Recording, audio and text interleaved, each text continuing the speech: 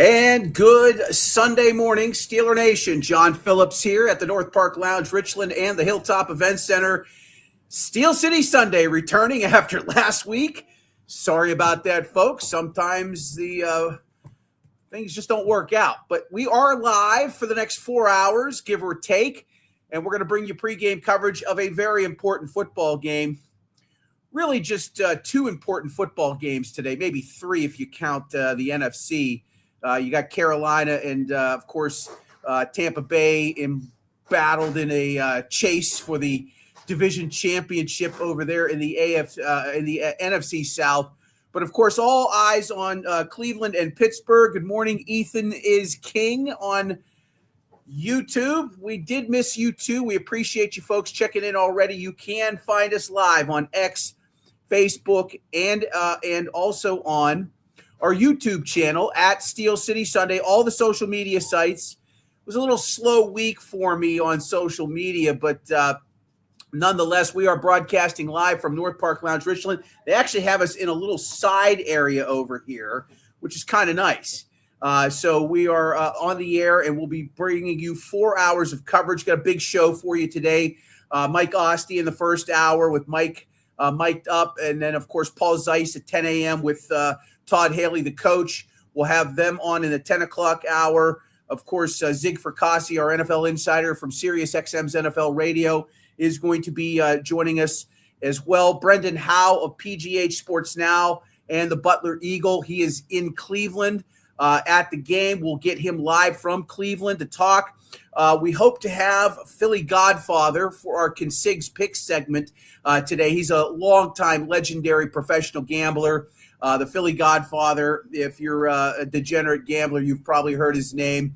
He does all the big shows, been doing them for decades. Hopefully we'll have him in the 11 o'clock hour. And then in the 12 o'clock hour, Jerry DePaula and John Fedko. And, of course, I'm always joined by Bill Akins, who is sitting to my immediate right. Good morning, Bill. Okay. Bill going to be joining us here in just a few seconds. Hopefully, we'll be able to talk to Bill. Good morning, John. There he is. Sorry. He is. That's okay. Little housekeeping. So. Yes.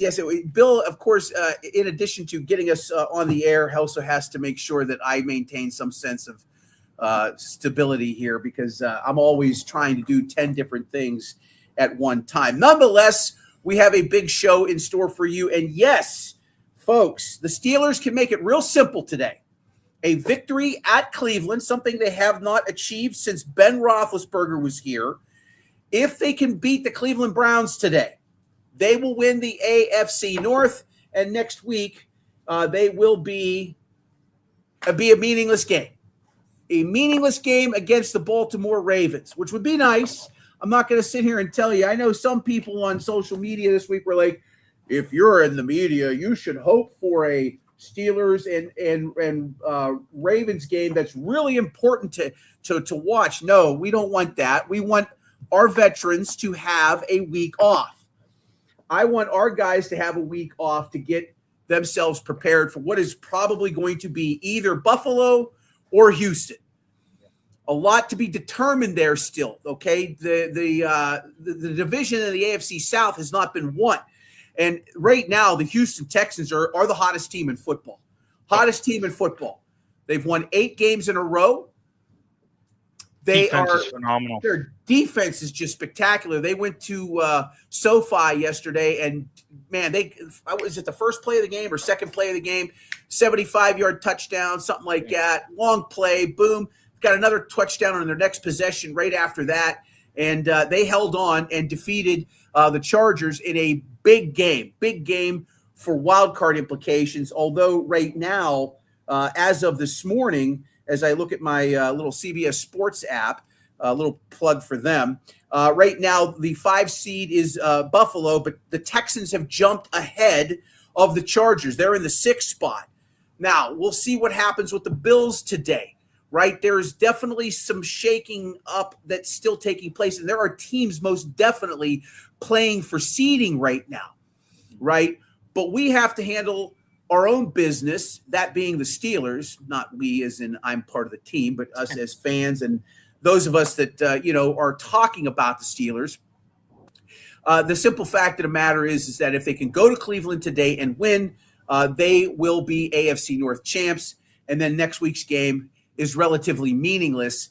You can play a lot of reserves and not have to worry about a pressure cooker game where you don't have DK Metcalf for 2 games.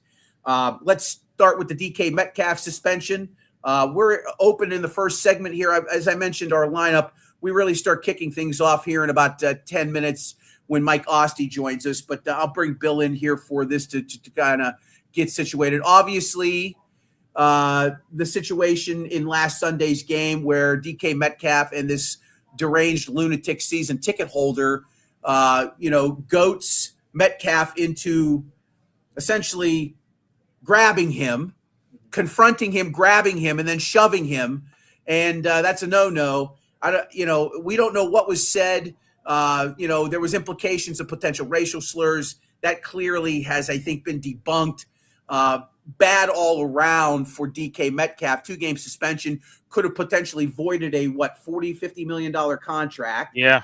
I mean, just bad. I mean, and that's not to, make light of what this deranged fan who had a press conference on Friday with a bunch of lawyers around him that didn't seem to help his case at all. Look, you buy the ticket, you take the ride, if you will, as somebody once famously said. And this guy definitely bought a ticket and wanted to get into it with this guy, DK Metcalf. And mission accomplished for him.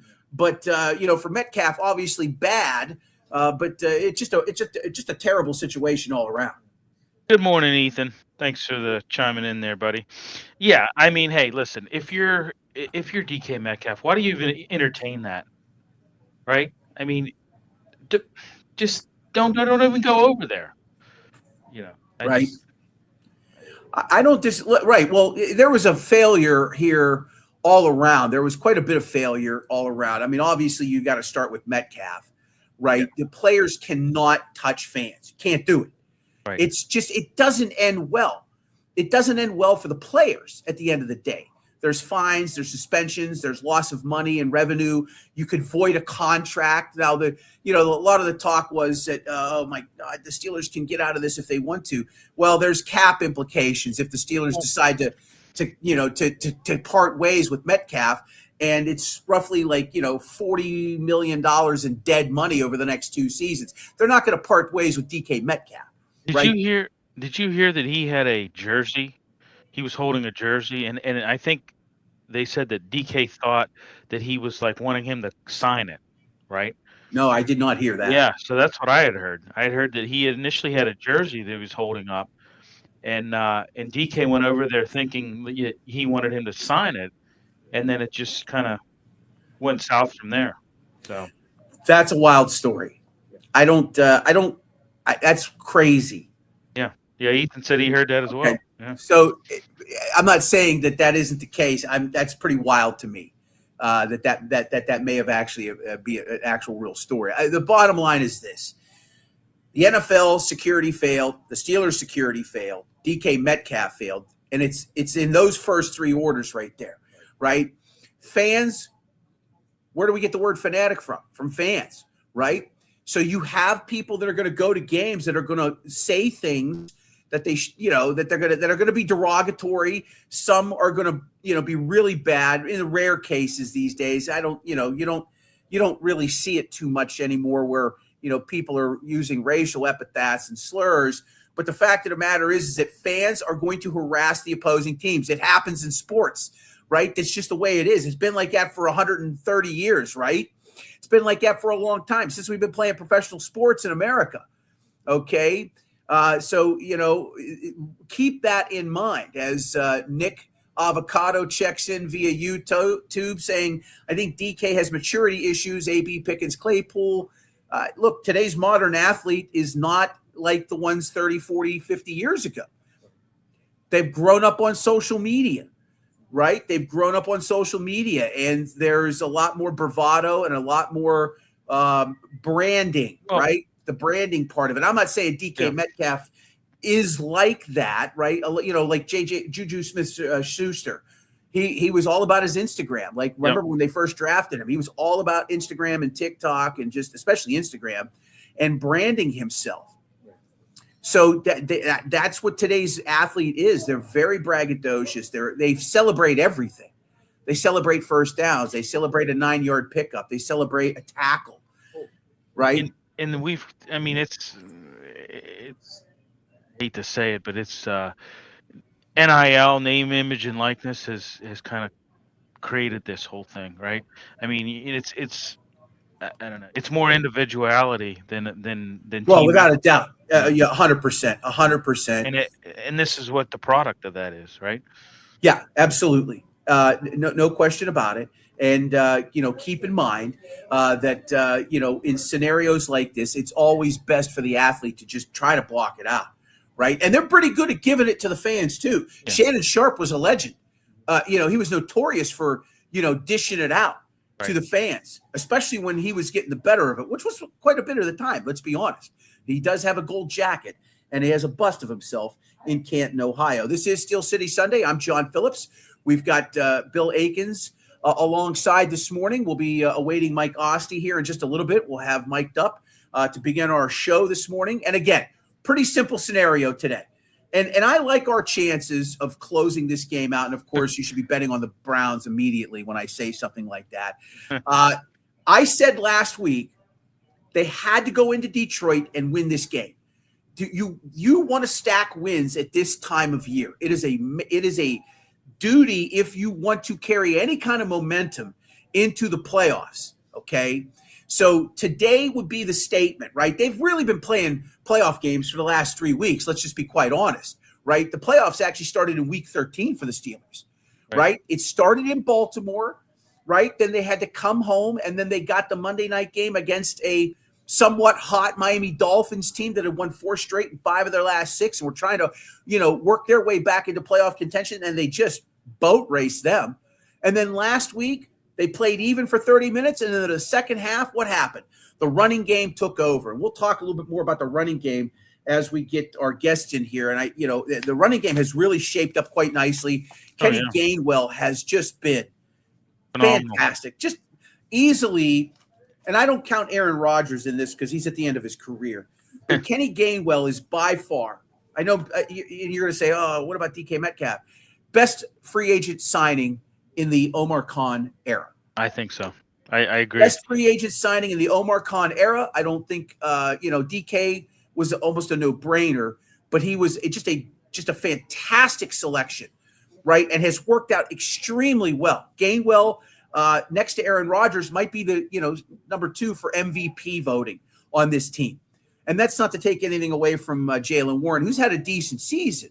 Right. But the simple fact of the matter is that Kenny Gainwell has been a dynamic player. And that catch he made on Sunday. It's amazing. I mean, really, Lynn Swan.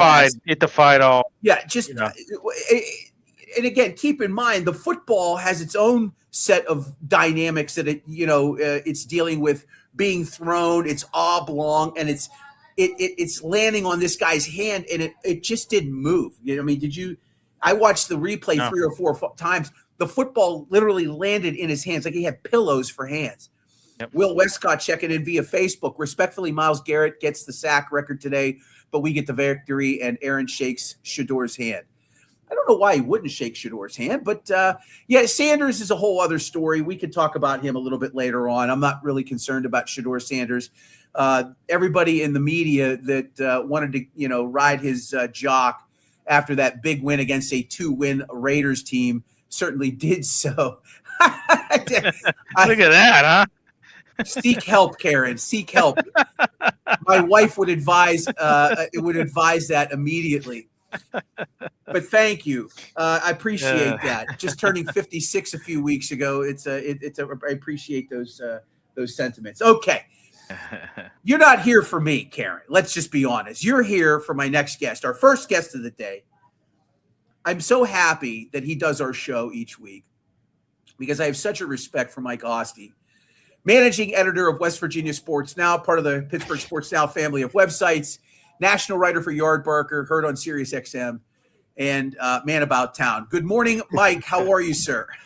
I'm doing well. Not a man about town too Not much anymore. with the two girls that I have keeping me prisoner almost as they enjoy Christmas. But we had a great holiday and happy belated birthday to you, I guess. Thank you. Wait till they get to be 13 and 12, like mine are right now. I Okay. cannot even imagine. I cannot even imagine. I can't. I don't know. I don't mentally think I'll be able to talk sports at that point. I'll be too focused on protecting them. Well, yeah, good luck with that. I hear you. Whenever I'm in those scenarios, I think of one of my favorite photos of you is you holding that little glass, right? That side profile. Yeah. I think I try to project myself into that happy. That was a happy place. That looked like that photo was a happy moment. So one of those things. Anyhow, Good morning to you, sir. Hope your holidays were good. Pretty simple this morning, right? Yeah. And get in. It's simple, but it's never simple when it comes to the NFL, when it comes to, and Mike Tomlin's going to say this after the game either way. He's going to say it's never simple when it's AFC North football, that it's always, throw the records out the window when it's AFC North football. It's always tough, AFC North football. He's going to bang those drums after the game. And as I said last night, John, as the Ravens were winning and Derrick Henry was gashing the Packers to continue to solidify himself as a Hall of Famer, and people were inducting Malik Willis into the Hall of Fame, even though it didn't work out for them getting a victory, and talking about how the Steelers should have him instead of drafting Pickett years ago, etc. I said at the time that God just intends this to go down to the final week. God just wants this to be the case. God likes drama. He likes NFL drama. He's a part of the NFL churning drama every season and being the dominant league that it is. And to make that happen, the Browns would need to get this done. And it almost feels like that God wants the record today and wants a Browns win today and wants drama for the final week. Of course, logic speaks that the Steelers are a much better team. The Browns are completely a dumpster fire. And even if Garrett has 3 or 4 sacks and breaks the record, they still likely wouldn't win. And they don't win games even when he performs well. His season, unlike when Watt did it, is a complete waste. But would I be shocked if God intended for drama to occur? No. Right. No, you're absolutely right, and by God, you probably mean Roger Goodell. You know what I mean? Like he does. He totally. He's the God of the league. Sure, he is the God of the league. Well, he's the God of the owners, right? Yeah, he's the God. Well, he works for them, I guess. He absolutely, works for them, he so does. maybe they're the God of him in a way. Right, absolutely, right. Yeah. And the league wants that. Of course, they want that. Yeah. Now, whether they get that or not, I don't know. And now that gambling has just been institutionalized in almost every state now. I think it's of the 50 states, I think it's 43 have some form of legalized gambling now. Mm-hmm. Of course, I chose one to live in for 4 years that does not, but probably a good thing anyhow. So the fact of the matter is that now you've got more and more people out there, the conspiracy theorists, right? I like conspiracy theory gambling Twitter myself. It's kind of like a hangout for me because I'm interested in seeing the breakdowns, and they get the little close-ups, and they think a coach is saying take a sack or take a knee or throw an interception. Like I've been down those rabbit holes the last few weeks watching some of these people, and following. It's amusing to me more or less, but I think the fact of the matter is that it isn't scripted, but you have chaos because you have bad officiating, and I think. And I think Goodell is content, and the owners are content to continue to have part-time officials because they bring that additional X factor, that other element that you're talking about in terms of eyeballs, right? Attention, right? Clicks, views, talk. Yeah, you could argue. Yeah, I mean, it is kind of funny with the money the NFL has that really the only people involved in the National Football League on a week-to-week basis that are not full-time employees are the referees. Right. Ed Hockey is a lawyer in the offseason. These guys have other jobs. That's no longer the case for the players. And I'm not saying they should make the millions and billions that the owners and players are making, but it is insane to think that you couldn't get Ed Hockey on a salary. I guess the issue is they wouldn't be working that. Like, what would you be doing in the spring if you're paying him for the whole year? I'm not really advocating just throwing cash and having people not really earn it. I don't know what they would be doing in March if you paid them on a full year salary, but a lot of the players are just working out in training too. You're paying players to do nothing on certain months of the year. And maybe that is part of these referees. Not only are they as motivated as maybe they should be, number one, they've never been able to successfully argue for this for generations now, which you could argue is insane. And the other end of it is, of course, people are always going to say, and the first comment after I was talking was, is the NFL scripted? And I'm not sure if that was sarcastic or serious, because we hear it all the time. Well, this is scripted. There's even the crazy opinion, and this is even before gambling Twitter, even before gambling became really a culture, that and maybe was just kind of behind closed doors. There are even Steeler fans, and I never understood this, John, for all the years, that literally believe the NFL is a conspiracy against the Steelers. I mean, ask Browns fans going in if there's an NFL conspiracy against the Steelers.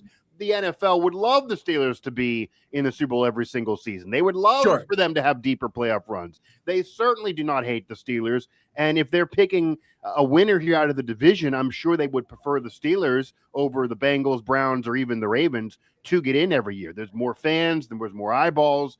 They want the Steelers. Look at the attendance at games overseas, on the road. Look at the fans. Look at the ratings. The Steelers are a small market, but the way the NFL is built, they are a marquee franchise. So there's no conspiracy against the Steelers.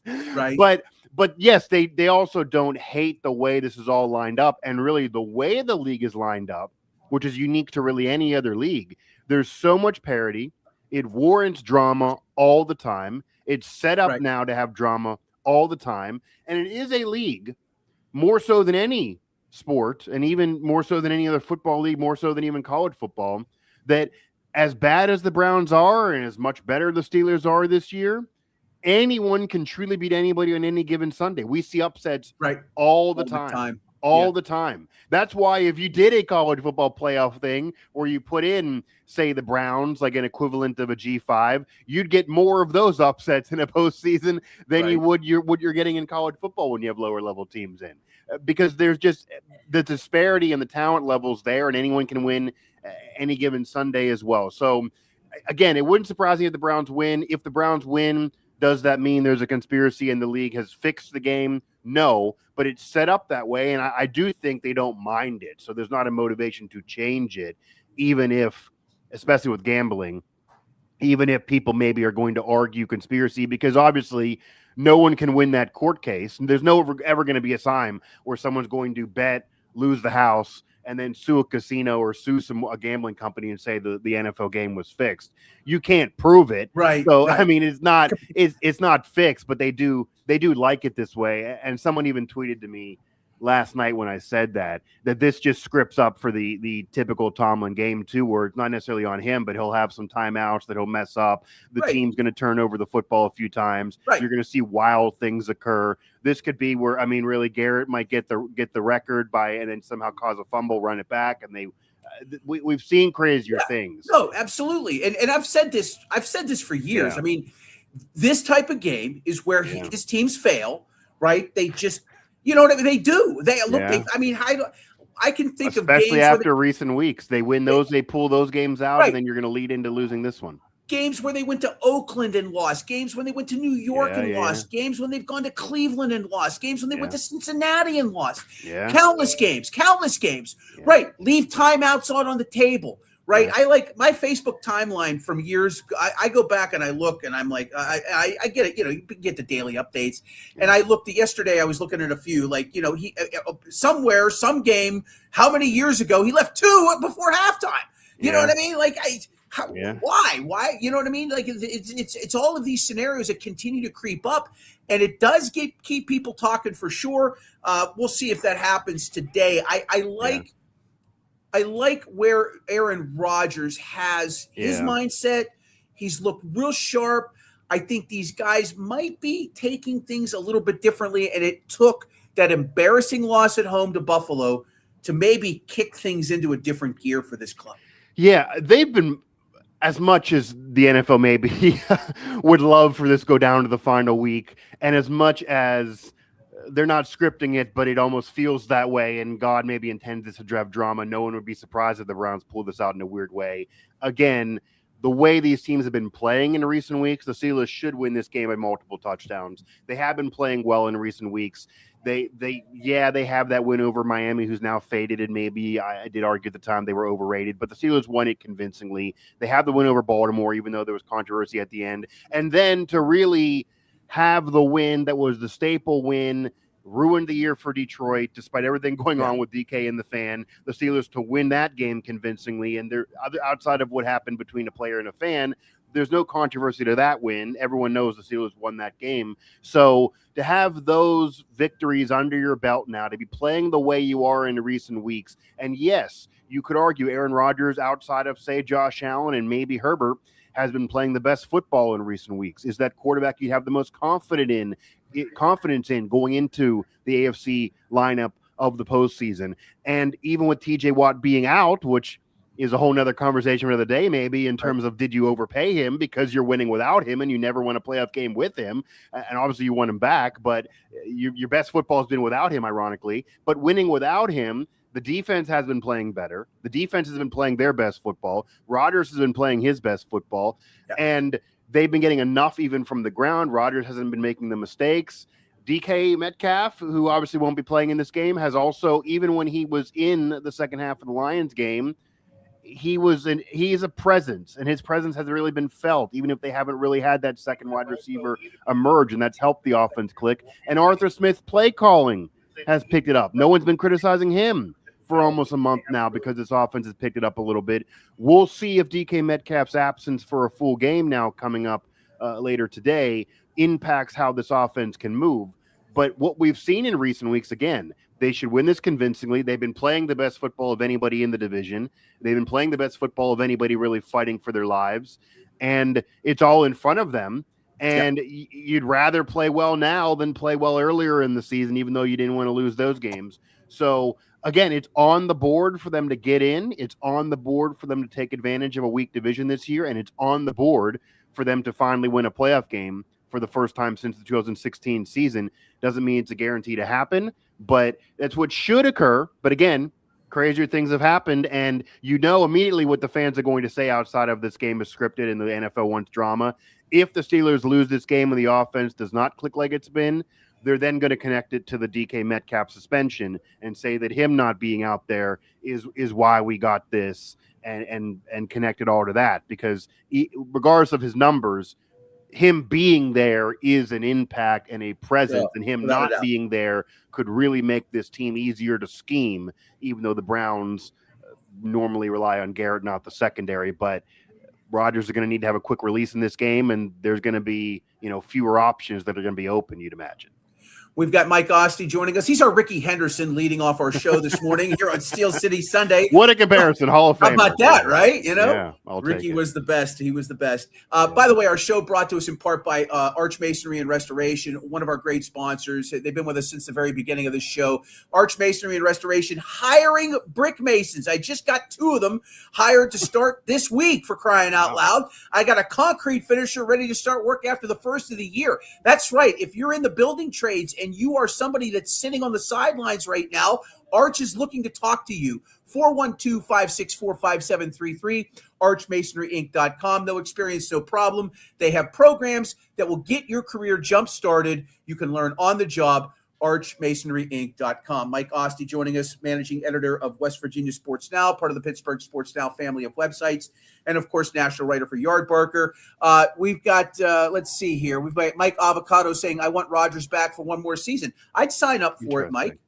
I'd sign up for one more year. Yeah, no, I would sign up for it, and it is funny because that's the question that fans ask all the time. I was literally at our company Christmas party, and that was the question that we all within the company and in media and colleagues that were there, we're all talking about the most, and there's a lot more to discuss in Pittsburgh, in the Pittsburgh sports world, but that was the biggest conversation. And I think there's 2 reasons. Number one, he's playing well. He's playing well down the stretch. He does not look like he's a 42-year-old quarterback. He looks like he's been better than he's been in years. He certainly looks like he's motivated. He looks like he's having fun. He looks like he loves being out there. He looks like he loves being a Steeler. Obviously, the conversation we talked about a couple weeks ago, and we've all been discussing on shows Mike Tomlin's future. Well, they've done enough, barring collapsing to Cleveland and getting blown out in the playoffs. They've certainly done enough that he's going to come back. And even then, even if that happens, he's going to come back. He's going to be back for another season. He doesn't want to walk away. They're never going to fire him. So as long as Tomlin's back, I think Aaron Rodgers. Now, if Tomlin was not and they somehow would have lost these last several weeks and had 5 wins and he wanted to leave, then maybe Rodgers doesn't. I think he's tied to Tomlin for sure. But he likes playing for Tomlin. He loves hanging out. Him and that image of Rodgers, Cam Hayward, and Tomlin walking off the field and Tomlin pumping his chest and those guys supporting Tomlin. It feels like Rodgers has been there for a decade, even though it's been 1 year. And I wish we all could have covered him longer because he's been fun to cover. He's not been a problem. He's not been a locker room cancer. He's not really thrown anybody under the bus on shows. If you've noticed, he's barely been on the McAfee show at all. He's been different than his Jets tenure. He's been agreeing to the Steelers standard of, hey, just play football. And I think he maybe could get persuaded to do it 1 more year. And if you look in who's coming up in terms of out of college football in the draft, and who's Arch Manning's going back to school. Are you really enamored with who's going to be available? I know the draft's in Pittsburgh. They'd have to trade up to get somebody again because they've won enough games to be in the middle. I would not at all be upset if Rodgers came back for 1 more year. Even if you draft a QB, have him sit under Rodgers and then see what happens in the future. And if Rodgers gets hurt, then maybe you throw him to the fire. I don't think Will Howard's that guy. I think they should still draft somebody. But no, I think Rodgers 1 more year, not 2, not 3, but 1 more year would be a good plan. Do I know it's going to happen for sure? No. The only issue, John, is you have to think if you're the Steelers, and even if Rodgers clearly he was always going to play somewhere, and the Steelers became the only option after a while. We all knew that. He didn't want to show up and do be near the rookies during their mini camp. He didn't want to show up during any voluntary situation. He came late. It was fine, and he was able to mature into the offense, even showing up late. Is that cool with you again? Because there are people that do say within the Steelers that we've all heard that isn't something they necessarily would want to do again. They maybe would like him to show up earlier. Maybe there'd be an ultimatum. They might sit him down and say, we love you again, but we're not going to have the decision come in August. I do think that maybe would convince him to, I don't want to do I want to do August. Right. So are you okay with that? Where is his head? Is going out on this note, even if you do lose a playoff game, good enough for him? Because it's way better than his Jets tenure. He's proved something a little bit. He's clearly a Hall of Famer already. I don't know where his head is. Nobody really knows what's in his head. He doesn't want you there. But I think it definitely wouldn't be a bad decision. And it'll be interesting what they would be interested in if they sit him down and what they would offer him. And if they do want him to show up earlier, if he'd be cool with that. Again, I think it's a good plan no matter who you draft, but I wouldn't be shocked if he says, I'm done. I wouldn't be surprised if he comes back 1 more year. I certainly would be surprised if it's more than another 1 year thing. I don't think it'll be too long of a tenure, of course, at his age, but Brady was playing to 45. He looks healthy now. He's having fun. So why not? And again, in terms of who's going to be your quarterback next year, we joked Malik Willis opening up the show here. I mean, are you bringing in Malik Willis, who now has some value? Or are you looking for Kirk Cousins, who wants out of Atlanta to play longer, who's shown something still at his age? Are you drafting somebody? Is it that guy? Or is it Aaron Rodgers? Rodgers at 42 and then 43 looks to be still the best option for 1 more season. Go ahead, Bill. Yeah, no, I think he's I think he's comfortable here. I mean, when you look at everything that went on with him and the Jets, I mean, for crying out loud, Robert Saleh was escorted out of the freaking building when he, there was a lot of, so-called, I guess, butting of the heads between him and Saleh. It was allegedly, but I think he's in a lot better place. You talk about Mike Tomlin. He said that was the whole reason why he came to Pittsburgh, was he wanted to play for Tomlin. Mm-hmm. I think if I don't want to say that, if they win a playoff game this year, maybe don't make it all the way, but at least they win a playoff game this year, I think there's a good chance he comes back. I really do. But do you think that it depends at all? That if they would lose this game and crater out and it gets really bad with the fan perception, that Rodgers says, I played well, but now it's getting toxic again, so I'm bowing out? I do. Actually, I do. Because he does appear a little annoyed when it gets toxic. Like it almost Well- appears a little bit, as comfortable as he is and everything you said there is accurate. It does appear a little bit.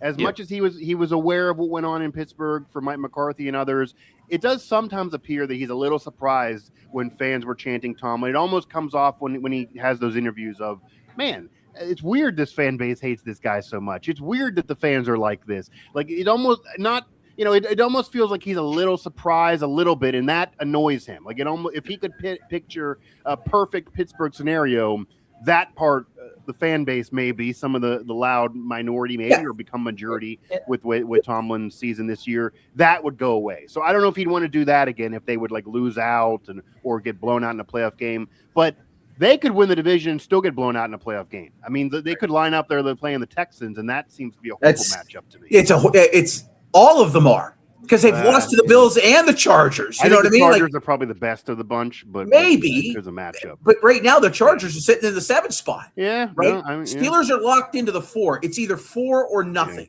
Yeah, right. It's either 4 or nothing, and they've lost to the other two teams. And this the current team that's waiting to see what the Bills do.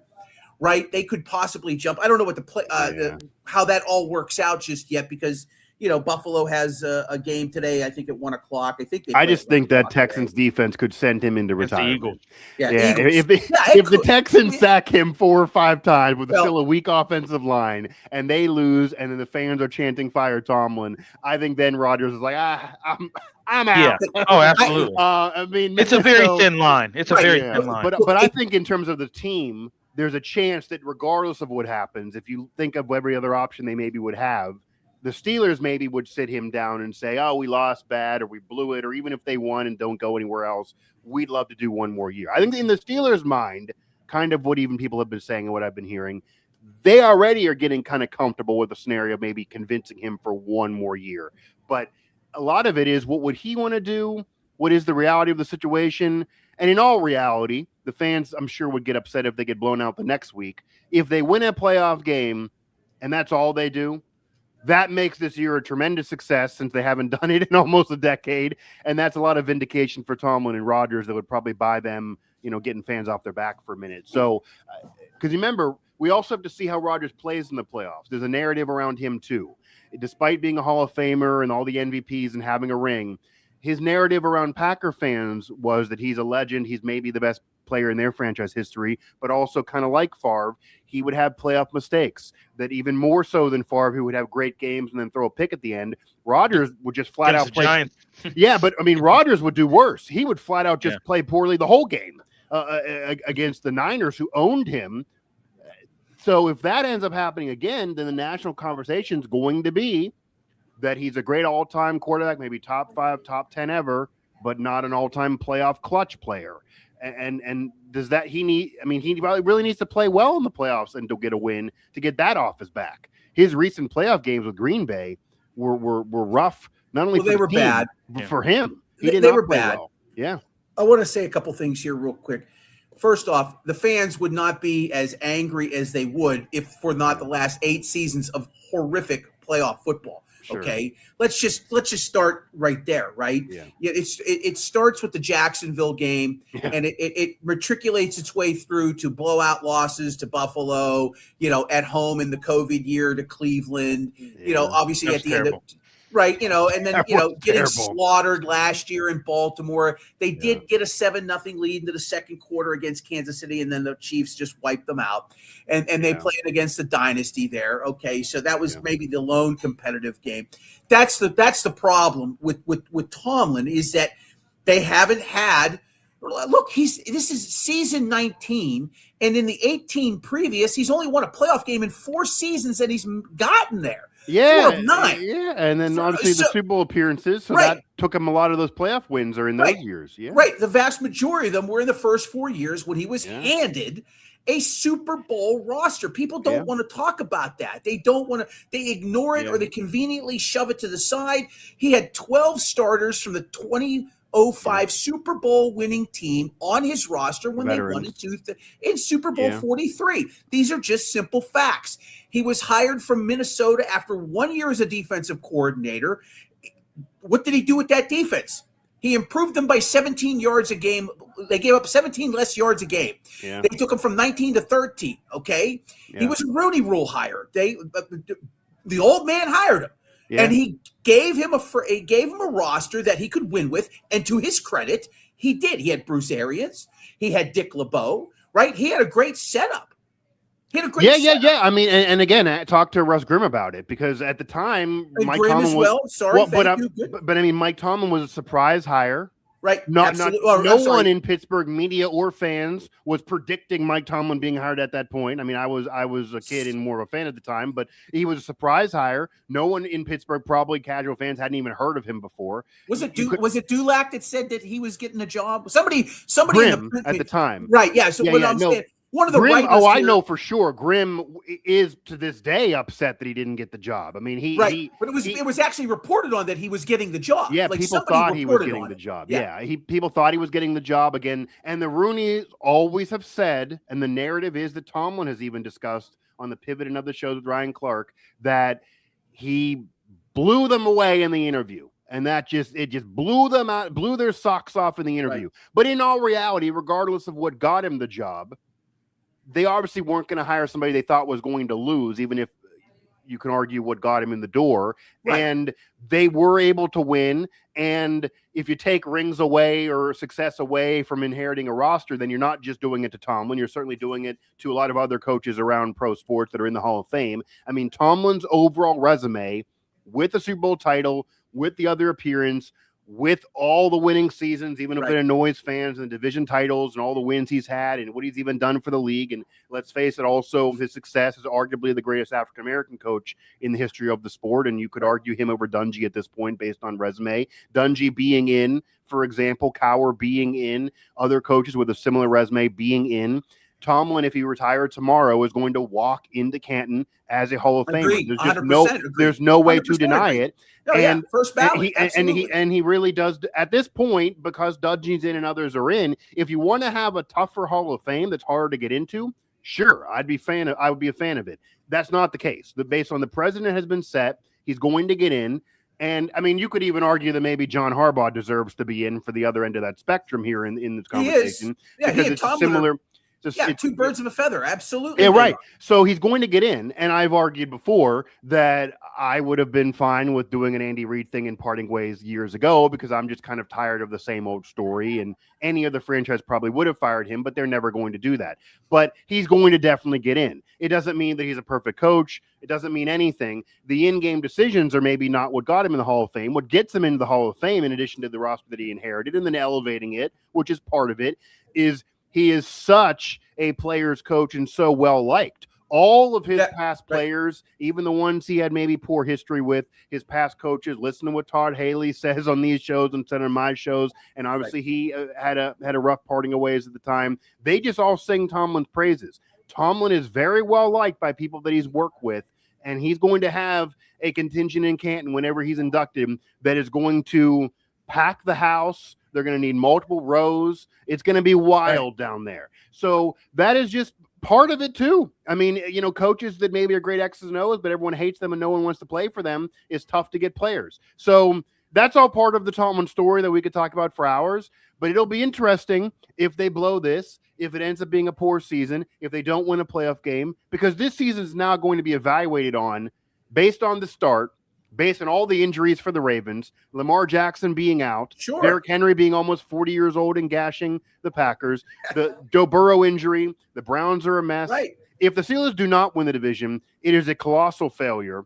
And depending on the matchup, you certainly want to win a playoff game and get that off the snide at some point. Certainly, you don't want to go into the Hall of Fame still having not won a playoff game for 10, 11, 12 years or whatever it'll be at that point. So a lot on the line here. And again, fans will say the league's scripted. Fans will say the DK suspension is why. But at the end of the day, John, you're facing a Browns team that is just hot garbage. You're facing a Browns team that is trash. You're facing a Browns team that has a rookie quarterback who, yes, is in the conversation every week on these national shows, but has not really played all that well. Shedeur Sanders is not impressing anybody at all. Like, who knows what they're going to do. If I'm them, I would still look at maybe another quarterback for the future.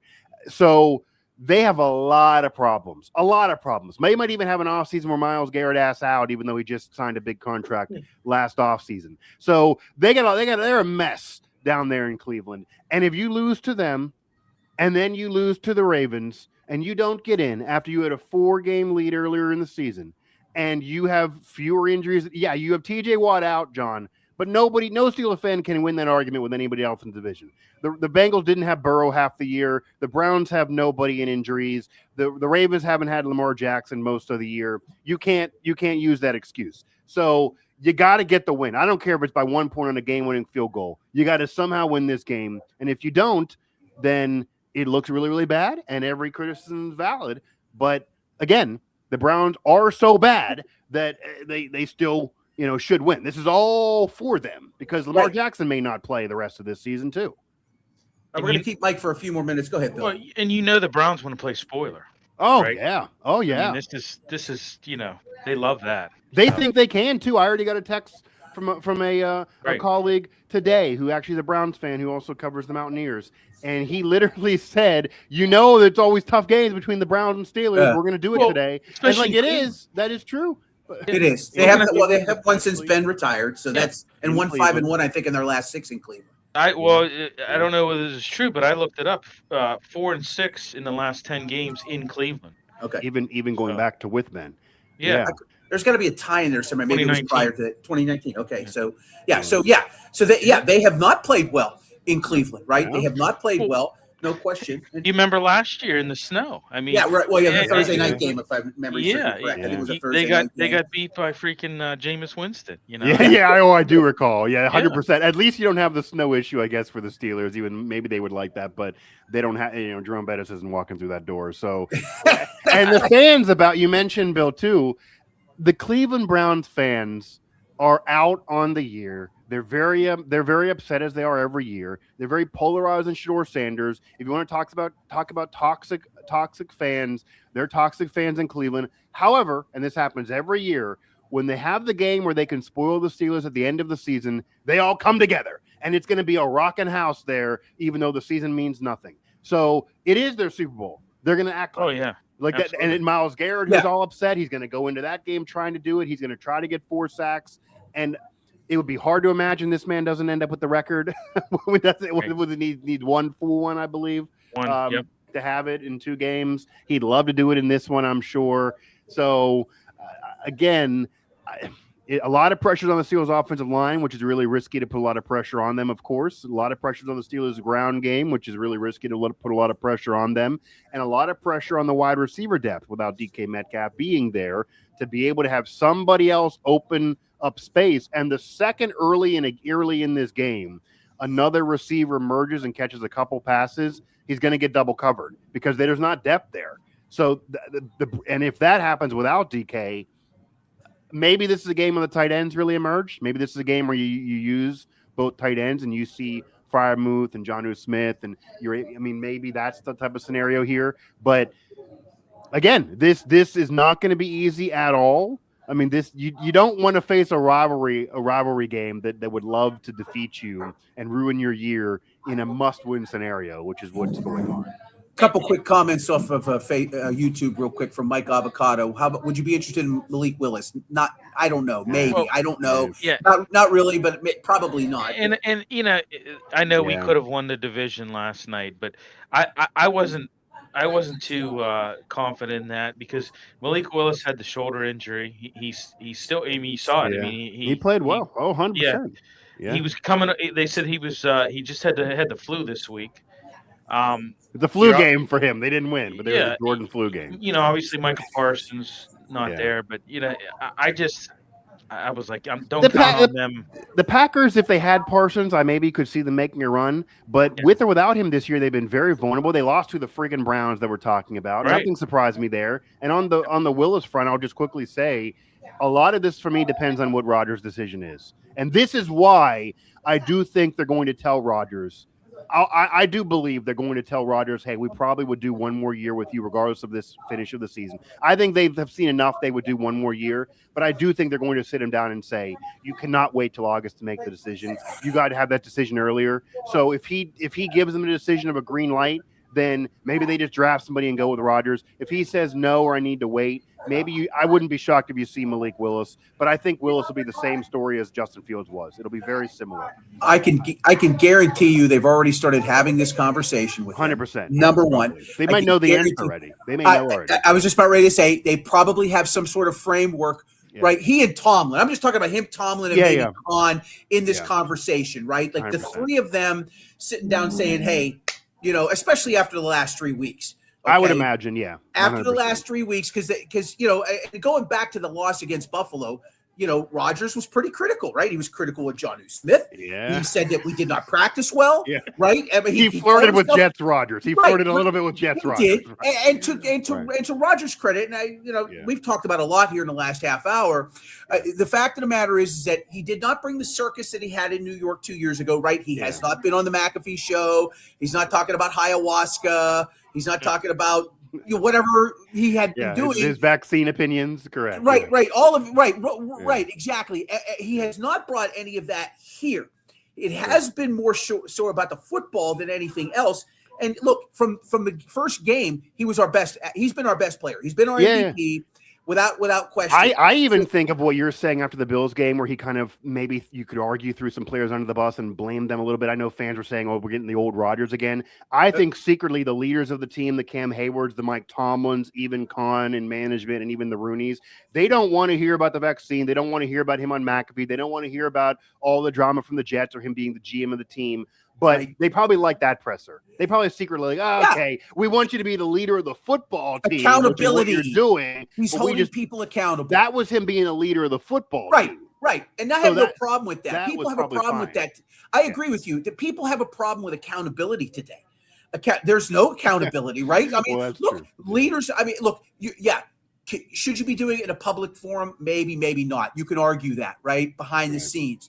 But I think in situations like what happened against Buffalo, where they just got, boat raced. And again, look at the play from Jonnu Smith. People in Detroit last week. Routes and they got. And you got Rodgers on a hot mic going, "What the f are you doing?" Right? Because he had no idea what he was doing on that play. You saw that. Yeah. Everybody saw that play. Yeah. Saw, the hot mic. So he is holding guys accountable, and that's what that position is supposed to do. 100%. Yeah. We know he doesn't like Jonnu Smith's route running. He said it. Yeah, and I mean, obviously he was there long enough, but of course there's going to be some that'll say that this is why you need to do a full off season. If you really want perfection from these guys, it's hard to request it when you're looking at just training camp to meet him for the first time. And yes, he worked out with Metcalf and others, but Jonnu Smith wasn't there. So he's looking for the last guy on the roster of his offense to be perfect, which is what he's always requested. And he's only there for a quarter of the offseason. Short period of time. So again, they maybe already have this answer. I'm sure they already have the meetings, but because of the draft, because they're really going to have pressure to win next year, certainly if they don't win a playoff game this year, because Tomlin is nearing the end of the line, even though he's not going to be fired. He won't be another 10 years there. I'm sure they're going to tell Rodgers, we are not going to be able to do where you only show up into the summer and there's rumors of you wanting to go elsewhere and other teams calling you. Right. You maybe go into a dark retreat. No, we need you locked in for one full more year and then go ahead and retire. And maybe he doesn't want to commit to that. And if he doesn't want to commit to that at his age, with already a Hall of Fame career and a ring on his finger, I can't fault him for that either. That's a tough trek no one really committed to all that. Favre didn't do that at the end. He did half an off season. So did Brady mostly. So maybe he'll want to fully commit, but they really need the Brady thing where you're in so much that your family's upset and you're going to have a divorce. Like that's what they need, the commitment for one more year. Will Rodgers be able to give that to him? I don't know, but they probably, as you're saying, already know these answers, and then they're going to meet again after the playoff game or after the season, have another answer, and probably go with that answer and take it as gold and just assume he's not going to change his mind and screw him months later. But I think he's liking and having fun.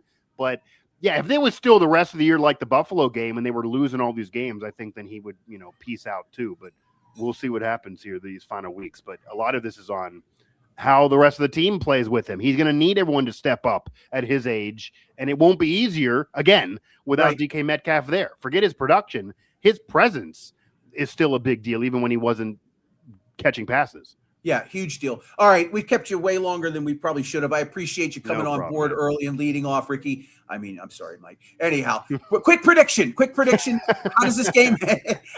I'm going to get you. I'm going to get you a nice A's athletics white with the Henderson on the back.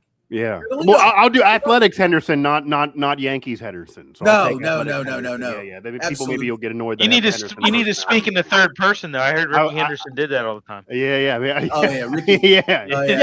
Yeah. So Mike Osti feels that it's going to be one of those typical, because God intends it, I'm going to predict chaos. I'm going to go to drama. Okay. I'm not saying that they're going to lay it down with 4 fumbles and 5 picks or anything insane, but I am going to say the pass rush of the Browns will click enough that Garrett will get the sack record in this game. The Steelers will struggle on the ground. The fans will be rocking there in Cleveland. Cleveland will rock today. And that somehow, some way, because the Steelers were playing so well recently, they're bound to have this letdown. We're bound to have that last game really, really matter. And God intends it for this to be this way, that the Browns are somehow going to do this. I am somehow going to say the Browns are going to do this. I'm going to give it to Cleveland, maybe even a game-winning field goal, a 24-23 type of situation here. Maybe Garrett gets a couple sacks to add one for good measure. He'll certainly get the record, if not this week, next. But thank you, by the way, Mike. Thank you for saying thank you, Mike. We love you. Appreciate it, Nick. I don't know if everybody does, so I appreciate the fan there. But I'm going to say the Browns do this. Again, Wisdom says the Steelers should dominate this game. They're a much better team. I'm going to say the Browns do this. And as weird as this is, maybe if the Steelers hadn't won in recent weeks, hadn't beat the Lions, maybe I'd feel like, okay, the Steelers are going to pull this one out and going to do this, and this would be the game where the team comes together. But they won those, and this just feels like the letdown game. They always have them at the end. This feels like the letdown game for me. Well, you're not wrong. And it feels like they can never make it easy for themselves either. Right. Like, it's just, Maybe it's different this time, Mike. Maybe it's different. I'll say this as my last parting words. Okay. If the Steelers dominate the Browns and win this game big, then I think regardless of what happens around the league, because obviously then they're winning the division, then I think they're going to beat the Ravens handily as well. And then I think it's really on the board to win a playoff game. I think then they're really going to be feeling themselves, and you're going to see a team that is going to click, and they're going to do it for a couple weeks. I do not think they're making a championship game appearance or a run. I think the wild card, the first round win will be it, but they're going to have that home game. But if they keep winning and they win this game and get off the snide, this is a real telltale story to the rest of the year. If they win this game big and they shut up Cleveland, and regardless of Garrett having the record, they win like they should because they're a way better roster and team, then I think they win the rest. They maybe win a playoff game, maybe depending on the matchup outside of maybe the Texans matchup. Maybe they even beat them, and then that's probably it. But if they lose this, which is certainly in play, then I think we got a lot to talk about. Next few weeks, and it's all on the board to be a really dramatic offseason for sure. I know the league would certainly root for a loss by the Steelers today because they won a marquee matchup for Sunday Night Football. And the one they're banking on is Steelers and Ravens. They're banking on it because everything that they needed so far through the course of the week hasn't happened for them. And then miraculously, Lamar Jackson's playing too. Then he's going to play. Then he'll be playing in that game. Of course, if not, he'll be shut down. It'll all line up. I'm sure it'll all line up. Derrick Henry. I mean, can you imagine trying to stop Derrick Henry if that's a must-win game based on what we just saw from him? Well, with Derek Harmon, you got a little bit more of a chance, but it's still not an easy lift for sure. Mike Osti, managing editor of West Virginia Sports Now, part of the Pittsburgh Sports Now family of websites, national writer for Yardbarker, and heard on Sirius XM. Mike, thank you, sir. Yeah, man. Have a good rest of your show and morning. Right. And the NFL has to love even the intrigue, at least going into this one. Has to just love it. They're soaking it up for sure. Fair enough. Thank you, Mike. Thanks, Mike. All right, Mike Osti joining us here on Steel City Sunday, and we are live at the North Park Lounge, Richland Hilltop Event Center. People starting to file into the restaurant this morning. Glad you could be joining us here on Facebook and YouTube, and of course on X. We're getting some comments rolling in via X. Let's see here. We got a Jason Word checking in here. Appreciate you guys. Question: everyone's talking about Cook which he deserves, but I'm excited about Samuel Jr. He's only 26, and if he's what he was for the Chargers, could really solidify the cornerback position. It's been a rotation. That whole secondary, Jason, has been it's just been like a revolving door all season long, right? I mean, injuries and poor performance, and call it whatever you want. Look at the wide receiver. You could say something about, bringing in Adam Thielen and Marquez Valdes-Scantling, right? They've had to do what a lot of teams do through the course of a season, and that's find treasure where the trash is. We'll see how, some of these players turn out. I don't know how much passing, how much the passing attack of the Browns really scares me. I'm not concerned about Shedeur Sanders very much, to be quite honest with you. This game's going to probably be a slugfest. It probably will be an ugly game.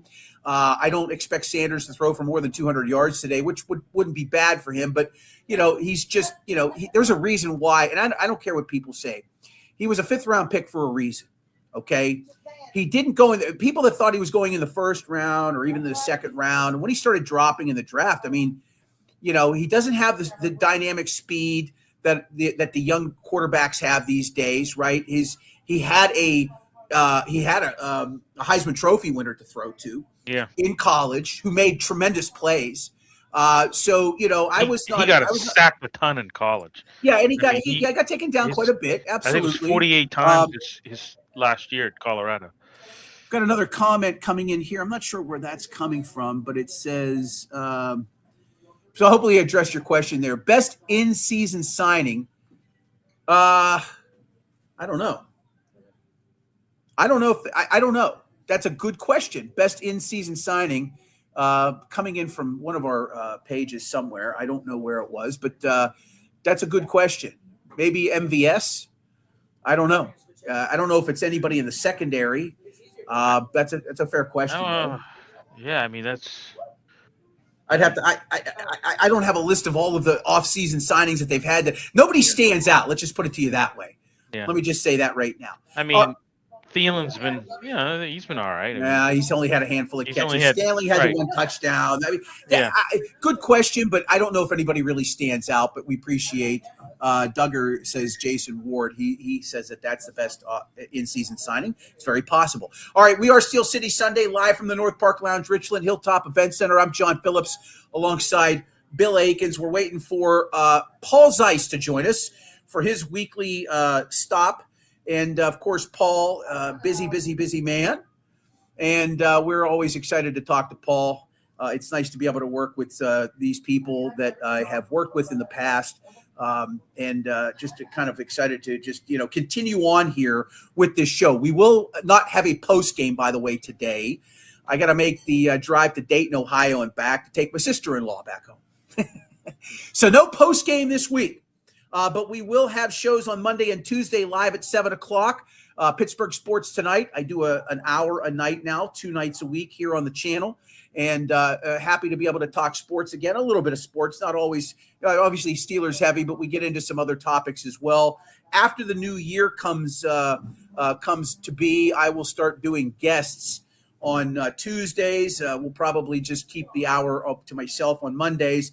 But Pittsburgh Sports Tonight, tomorrow night, 7 o'clock, we'll be on the air. And Monday and Tuesday, we'll have live shows. We'll do an hour each night. Hopefully you can stop by and join us for that. In the meantime, we are also sponsored by Arch Masonry and Restoration. Folks, let me just tell you a little bit about Arch Masonry. I've worked with them for over a decade.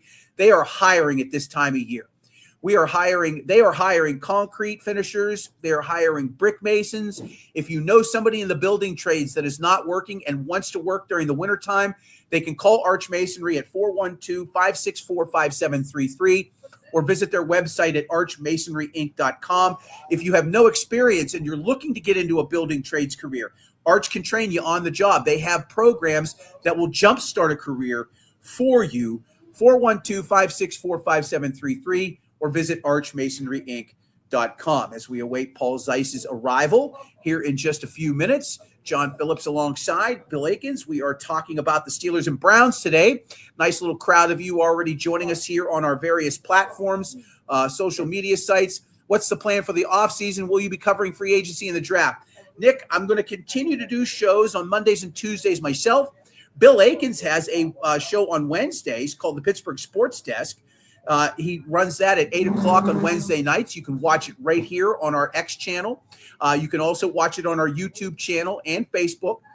So Wednesdays we'll have that show, and then Thursdays you'll continue the Gridiron show on Thursdays, will you not? Yeah. So we'll be doing shows through the course of the off season. I have a day job, Nick, and that day job is very time consuming, and I'm 12 years into a construction career, and I'm about to have a 2026, barring the world burning to the ground.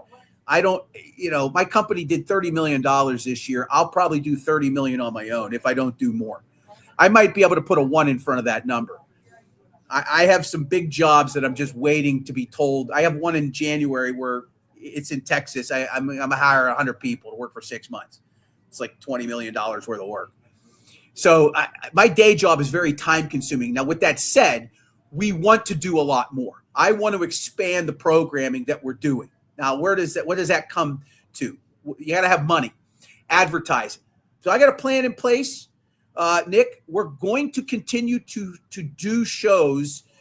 We will continue to add programming, but that's going to require some more advertising. But I've got a plan in place. Once the season's over, I've got meetings set up with a few different outfits, and we're going to start working towards 2026. So, I would like us to have, big coverage in April of the draft. We'll have more to that as we get through the course of the season. All right. By the way, Paul, we'll bring Paul in just a second. Paul, give me just a minute here. A friend of mine, somebody who lives down in Fayette County, his name is Dutch Wido, used to do some radio on WMBS, probably one of the sharpest people I've ever met in terms of knowledge of sports gambling, was in a pretty bad car accident over the Christmas break. He's in a hospital right now trying to recover. Want to send prayers and thoughts to Dutch, who broke his neck in 3 different places. So, Dutch, if you're watching, we're thinking about you, and we hope you can recover quickly. All right, let's get to Paul Zeiss. The man needs no further introduction. You can, of course, read his columns in the Pittsburgh Post-Gazette. He's on 105.9 The X from time to time with filling in for Mark Madden. Good morning, sir. How are you I love the tree in the background there. The best I could do is try to find a place, where I at least had a little bit of a background that wasn't obnoxious, given, it's the season where your entire house gets torn up because of all of the, nonsense that goes on at holidays. Yeah, I hear you there. My basement's a wreck right now, and that's exactly what it is because of the holiday season. All right, good morning, Paul. Well, here we are. Win and you get in, but it's never that easy, and they have not played well in Cleveland in the last few seasons. I guess let's get your initial thoughts on last night's Baltimore win and what your initial thoughts are of today's Steelers-Browns matchup. If I was a Ravens fan, I would be so annoyed by last night's game because it seems pretty obvious to anybody with a brain that if they played the way they played last night offensively, meaning they featured number 22, they didn't take him out in the last 8 to 10 minutes of the game. They didn't decide that, their quarterback, who is a little bit of a limited thrower, and I'm talking about Lamar Jackson, that, let's try and feature him or something, whatever they were trying to do. They basically played almost like, 1970s football, and they basically just were able to control the game, ran the ball down their throats. You watched all of their power running formations, and you know what? Even though they've got some weak links on their offensive line, they were able to double team guys. They were able to, create, and they were able just to run Derrick Henry. And here's the other thing, and I think this is the thing that probably people have missed the most about this Ravens team. Lamar Jackson has never been, or has not been 100% healthy for a long time. the quarterback runs of Tyra Huntley, whatever his first name is.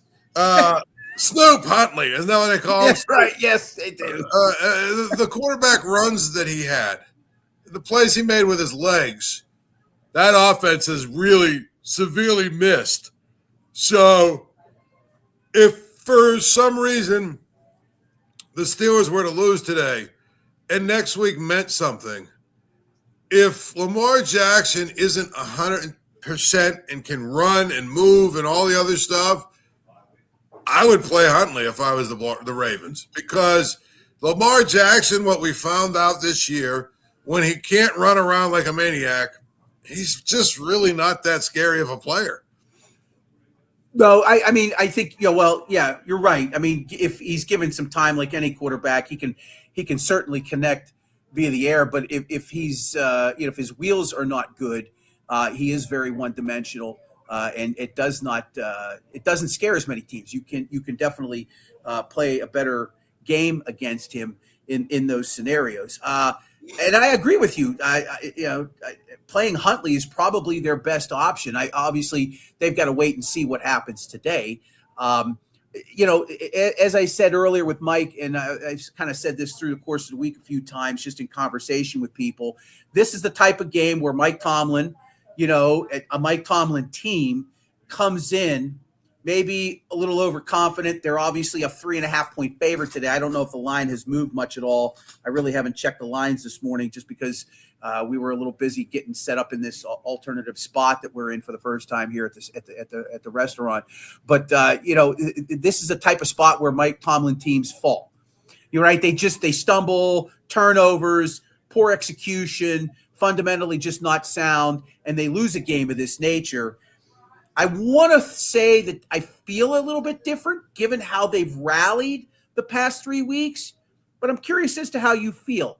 And again, I've cited, I don't know how many times they went to Oakland and lost on the road before the Raiders moved. They went to New York. They went to Cleveland. They've gone to Cincinnati. They've done this time and again through Tomlin's tenure in the last 10, 15 years, where they've just gone on the road somewhere as a sizable favorite against a sub 500 team and have lost outright. Yeah, I think one of the things, if you look at what they've done this year, they have actually beaten the bad teams they've played. They have.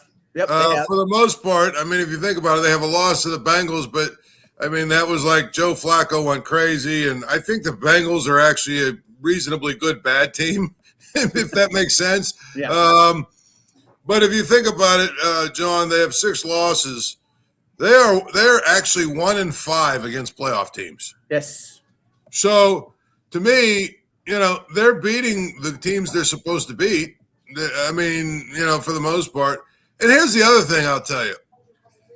And I think this is, it may be simplifying it too much, but I have what I would call utmost faith in Shedeur Sanders. And that's a nice way of saying I don't believe that he can beat the Steelers. I just don't. You want to tell me that, the Steelers, play like Pitt did yesterday and have 5 or 6 turnovers and just look horrible and, whatever. And maybe I guess they could lose the game, but I just don't see that happening. And I don't see Shedeur Sanders making enough plays to beat them. I just don't. I agree with you. I'm not. I firmly am in the camp that he was drafted where he should have been drafted. There was a lot of hype around him, given his father, given the fact that Travis Huntley was a Heisman Trophy winner and a pretty good athlete that he played alongside of. Everybody wanted to sing his praises in a win against a 2-win Raiders team, where he threw a side. He threw a side, it was almost a lateral to a running back who ran 70 yards for a touchdown, right? And everybody made it sound like he threw a 60-yard bomb, and he didn't. And that's fine. Look, it's hard enough to succeed in this league at any of these positions. It's extremely hard to succeed at that position, right? And so, Sanders brings a lot of spotlight with him, but he'll either develop and succeed, or he won't. Unfortunately, he plays for the Cleveland Browns, which is a big problem for him. That franchise is snake bit. I think we've clearly decided that. And you're right. I'm not too concerned about him beating us.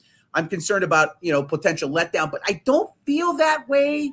Because I think the quarterback that is at the helm for this team and the Steelers, I think he's helped guide them to getting more focused and being better prepared. And we've seen it clearly in the last 3 games.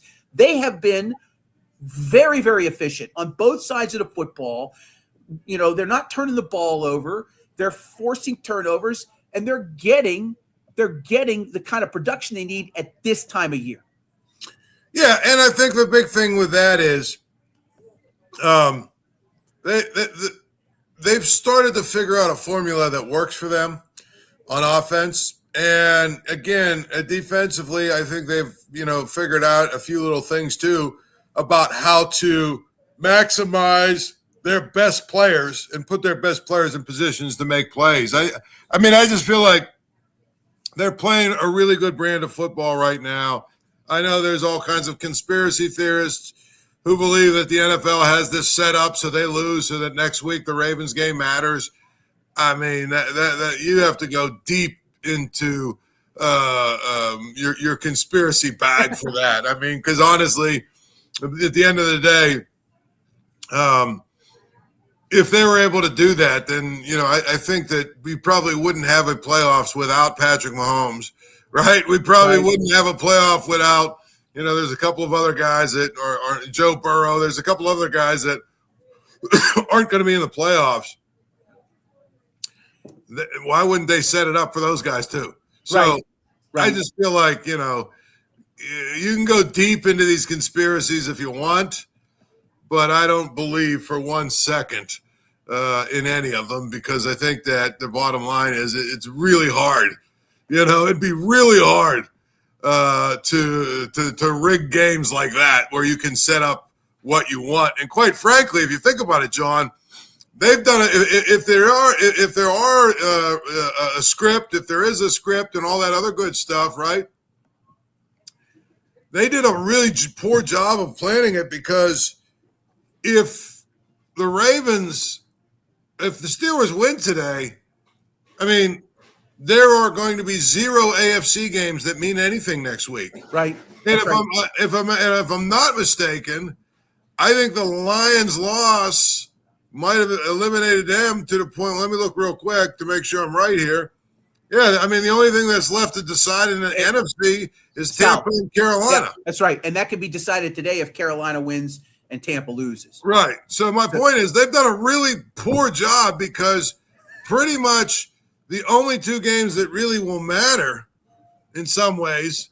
Seeding. I mean, I guess, there's games. a couple for seeding, but I don't think, does anyone really care about that? I mean, no, I guess nobody cares about that. I guess if you're playing for the number 1 seed where you get the home game and the pie, but to me, I just don't think that is. I don't think that is really what compels people to want to watch the games. Really, so really, if the Steelers win today, John, the only game that's win and get in would be the AFC or the NFC South, and that's assuming that that Tampa wins today. Right. Because if they don't and the Carolina wins, then that game doesn't mean anything. Then you're talking about an entire slate of games where not one of them has any playoff implications other than, a couple of games for seeding. Yeah, that would be a real ugly scenario, obviously, for the league to have the Sunday night football game being Carolina and Tampa. I know that they're trying to avoid that at all costs, but it could come down to that being really the lone game that, has real playoff implications. And then you've got a bunch of teams that are just kind of competing for the seeding aspect of it. I will say that I'm just kind of looking at some of the schedules here. Seattle and San Francisco could possibly come down to being a game that they may want to feature. And again, that just really depends. The 49ers obviously have to win today. Seattle should have to hold serve, and we'll see how that maybe all plays out. Let's talk about the running game. We haven't really talked about Kenny Gainwell much, or Jaylen Warren. Much of the success the last 3 weeks has really been predicated on the fact that they are running the football extremely well, and it's coming at the right time of year. No question. I mean, I think they've figured out how to use those two guys to complement each other. They've done a good job of, I think, basically getting Kenneth Gainwell really ingrained in the offense as sort of the playmaker beyond just being a running back. Clearly, he's a guy who makes plays for them in a lot of ways. So to me, I think that has been a big part of their turnaround. Jaylen Warren and Kenneth Gainwell also, they complement each other well just because they're so different as players. They're different, and they're able to maybe do different things than each other, and that's how you get sort of the 1-2 punch that you have in those two guys. Yeah, and Kenny has been by far the best free agent signing of the Omar Khan era. I think that's a fair statement. I think the DK Metcalf signing was very good, but they paid a ton of money for him in terms of just pure value. Gainwell has just been spectacular. He's got over 500 yards rushing and 400 yards receiving combined this year, and I think he's got a total of 7 touchdowns between rushing and receiving.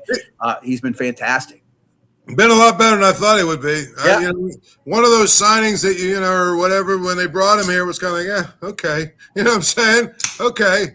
I mean, whatever. I guess that's what we're going to do. It's fine. And, he's slowly but surely become one of their most important players. And he's been a big part of what they do. I will say, I forgot to say this early on, but I don't think people fully realize that the game that might have actually meant more for the Steelers is probably the Chargers game against the Texans, because it's now almost guaranteed they're either going to play the Bills or the Texans, right, as opposed to playing the Chargers. I mean, my thought was, if you're a Steeler fan, root for the Chargers because you want to play the Chargers. You'd much rather see the Chargers with that beat-up offensive line and,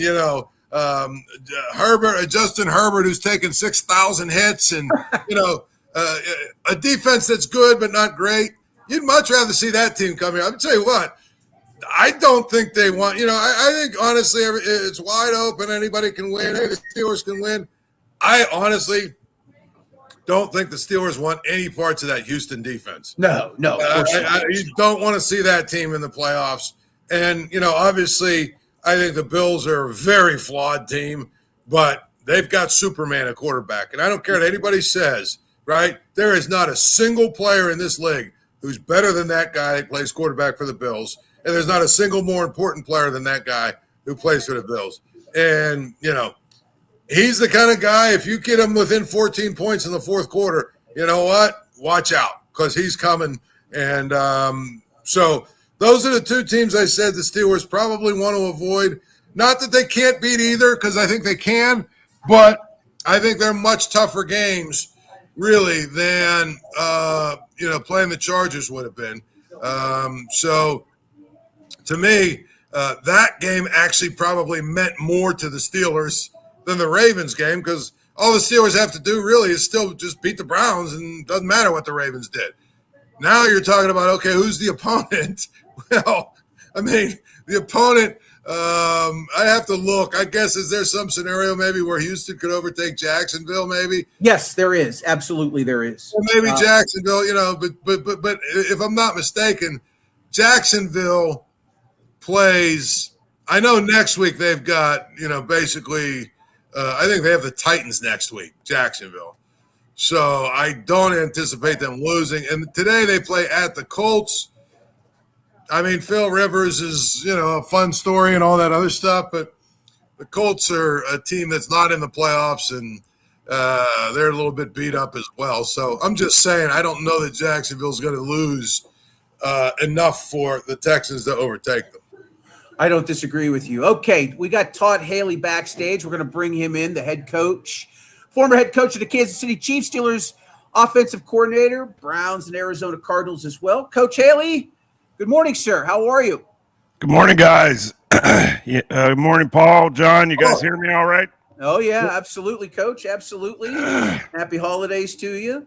Yeah, happy holidays to both of you also. Absolutely. So I guess let's talk a little bit about this offense. We'll start with Todd. I guess maybe the first question is, obviously we didn't have a show last week, unfortunately, but boy, again, just Aaron Rodgers, 40 plus pass attempts, looked good.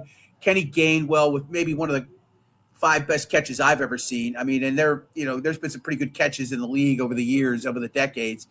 I don't know how he came up with that football the way he did. Let's talk about the offense and what you saw last week and what impressed you most in that big win against the Detroit Lions. Well, I think they out Detroited the Lions. Ran the heck out of the football, stopped the run. What they did against that Lions run game, I thought was tremendous. Unexpected on the road.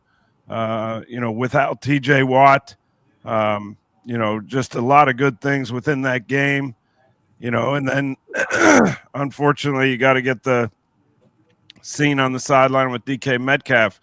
That not a good thing, not a good look. He's not going to be there now for a couple weeks. So where do they go from here? I think that's the biggest question going into today's game. Paul? Well, I mean, I think Todd, earlier I said, there are a lot of people that were worried about the Browns and this game, and now it matters or whatever. And I said, and you obviously study and see these things better than me, but I said I have full faith in Shadur Sanders that he's incapable of beating the Steelers. And so I think when I've watched them play, the Browns have a hard time on offense protecting their quarterback. I don't know that they run the ball great. This would be the kind of game, if you ask me, Todd, this is the kind of game if the Steelers lose, it's because of what the Steelers do and not a whole lot what the Browns do. Oh, we lost Todd, your audio. Sorry. That's okay. Go ahead. There we go. I agree with you 100%, Paul. If it's me, I'm going into this game, and I know Junkins is out. That's a help, obviously, because he's a pretty good runner.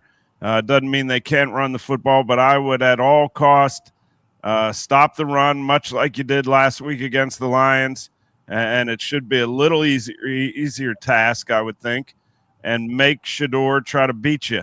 I just think you look at when he's turned it over, different things. Can he play? Yeah, he's got ability, but very inconsistent, playing like a young player right now. Conditions, it sounds like, are going to be poor, rainy and cold, and the wind picking up as the game goes on. So I would do everything I could to stop the run and make that young guy beat you, and just assume that all things equal, your quarterback's going to make more plays for the Steelers than he's going to make for the Browns. I mean, they're scoring 17 points for a reason, or 16 something. For a reason. It means they do some good things, but they don't do enough generally. What you can't do is give them anything. The Steelers offense cannot give them anything. I don't think the Steelers defense can all of a sudden let somebody get over the top for an easy big play. Just keep everything in front of you and force this young kid to keep making good decisions and good throws, because I think eventually – whether it's a tip ball or a poor throw or a poor route, that the Steelers will get opportunities to get the ball in their hands. And that would, to me, should lead to victory. One thing about it is, the Steelers have not had the luxury of going into the playoffs rested, really healthy, and all that other good stuff. So you kind of lost an opportunity for essentially a 2-week bye. It's really important for them to win this game so that next week they can rest anybody that needs rested and really get themselves set up for their first playoff game. I think that some people just sort of poo-poo that kind of stuff. But when you have the third oldest roster in the NFL, that's important to me. I mean, I think it's important to be able to get some of those guys a little bit of rest. Yeah, absolutely. There's a couple things you love that ability to rest people who really need it. and you also need to have a little momentum and confidence going in. And right now, I think the Steelers are probably playing their best football over the last 4 games since that Bills debacle. And that is really critical in my belief that just the team in general has confidence. They know what it feels like to win. They know what it feels like to end a game. They know what it feels like to line up in victory formation. So you walk a fine line, Paul. I felt like back in 17, we had a really good team. We had that ability to rest some people. And in that situation, to me, and not as old a team as we have right now, but I felt like we lost a little momentum. So I think you got to really pick and choose who the guys are that really need it, and it can benefit them a bunch. But while at the same time, just trying to keep in that same rhythm you've been in that's been allowing you to play really good football. Now, I know you can't replace a DK Metcalf, but how do you feel about the next man up with MVS and Thielen and, maybe Jonnu Smith? What do you expect out of this wide receiving court in lieu of the fact that they're not going to have DK for the next 2 games, and especially today? Well, the DK thing's just a killer to me because, you guys have heard me say, get the ball to DK, find ways to get it in his hands. He's one of the playmakers that can stretch the field. He can score from anywhere. I don't know once you go beyond him who that guy could be. Maybe Scantling, Valdez-Scantling. It was nice to see Miller get involved a little bit. Austin, it sounds like, is going to be out. So who is going to give you that threat? And the threat doesn't mean you're throwing it. It just means it helps Aaron Rodgers. When DK's out there lined up, he kind of knows what the coverage is going to be, and then he can do his thing cadence-wise accordingly. So how are you going to scare the defense? You're going to have Arthur Smith, I think, is going to have to be a little more creative, maybe tight ends outside of receivers to define looks at times when they need it. But I like Thielen. I think he's still a heck of a inside player. Scotty Miller got a little play last week. I don't think he's going to go out and dominate a game by any means, but it's going to have to be a kind of a mixed bag, I would think. But that's why I started the conversation with you can't just come out and try to run it. That obviously is not going to work. But I think there needs to be some creativity and creating some easy looks for Aaron Rodgers to get the ball out of his hands quick. And if one of those happen, getting the ball out of your hands quick doesn't mean you can't throw the football down the field. So when you get those situations where you get a one-on-one outside, maybe it's Jonnu Smith on a quick fade, even in the field of play. So I think they're going to have to be a little creative without DK there. No, the one thing that I think has really helped their passing game, I think it was pretty noticeable, is getting guys like Thielen and even Scotty Miller and Valdez-Scantling, veteran guys out there that have been in the league, that have played. It's clear that Aaron Rodgers is far more comfortable knowing, okay, these guys are going to run good routes. Thielen is a good blocker. They're going to do things that we need them to do. And it's pretty clear, even though those guys aren't putting up big numbers, they've been able to free up DK Metcalf to be able to do his thing because they do get to where they're supposed to do and run the route combinations the right way. I mean, I don't know. That's been my observation. Is that what you've seen? Yeah, absolutely. I mean, Adam Thielen, I worked with him with Larry Fitzgerald's kid for a week last summer. And man, you talk about a guy that understands how to run routes, how to get open, where to be, where he's supposed to be. He's an instant comfort blanket. So I could see he and Aaron, really hitting it off well because quarterbacks like to trust that the guy's going to be where he's supposed to be and they can make the play. And the same with Scantling. To me, it's just, you said DK, to take the pressure off of DK, that's the double-edged sword. There needs to be somebody that has speed that can run through the defense. I've said it week in and week out on here. You have to at least impose that threat for all these other things to come to life, because if it's just everybody running around, inside the numbers running 10-yard routes, that's going to be a cluster.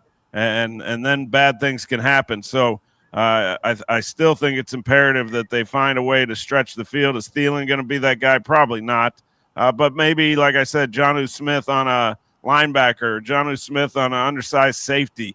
That's where, to me, I think the creativeness has to come in to kind of cover up that loss of DK and what he gives just being lined up out there.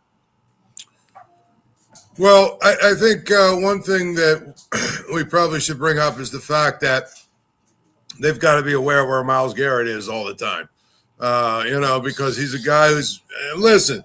Last year, the year before, I think there was a lot of Steeler fans who were upset that he was being compared to T.J. Watt. I don't know who's a better player, but I do know this, that Myles Garrett is having a much better season than T.J. Watt.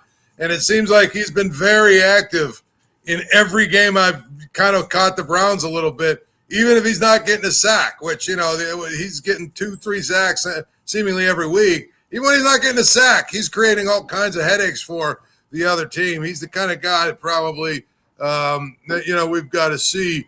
What's the young kid playing left tackle right now? Or the undrafted guy playing left tackle? I can't think of his name. What's his name? Oh, geez, I forget too now. Anyway, Dylan Cook.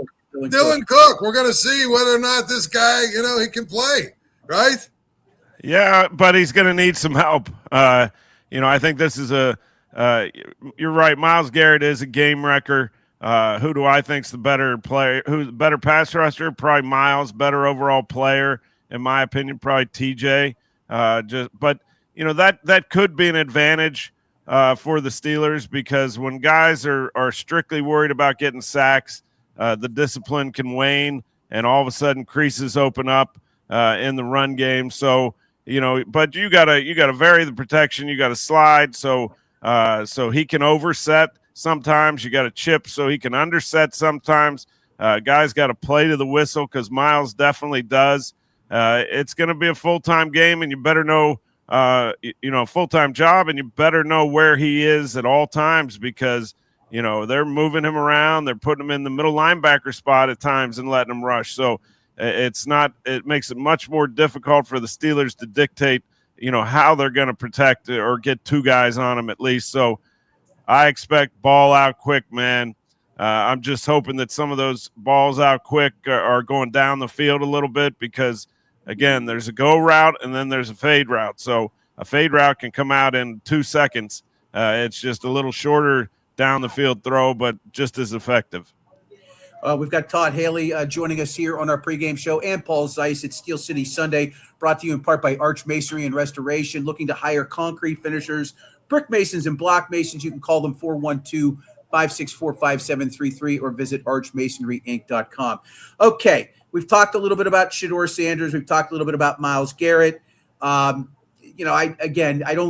think we're in agreement that Shedeur probably isn't going to beat you. So this becomes very one-dimensional. The weather doesn't look great. I saw your colleague, Paul, posting on X, Ray Fittipaldo. They've got the tarp out in Cleveland. It's raining up that way.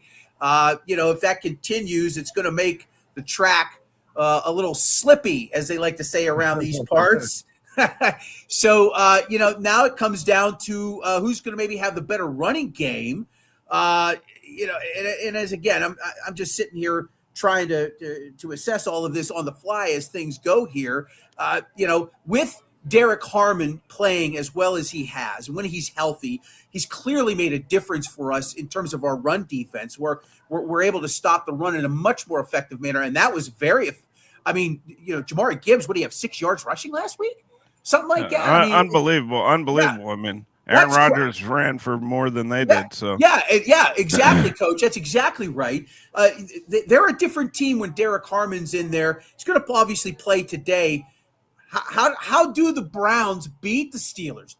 That's my question, maybe at this point. Well, I think first and foremost, they hope they get the Steelers to do some things to beat themselves. Whether it's a sack, fumble, interception, whatever it is.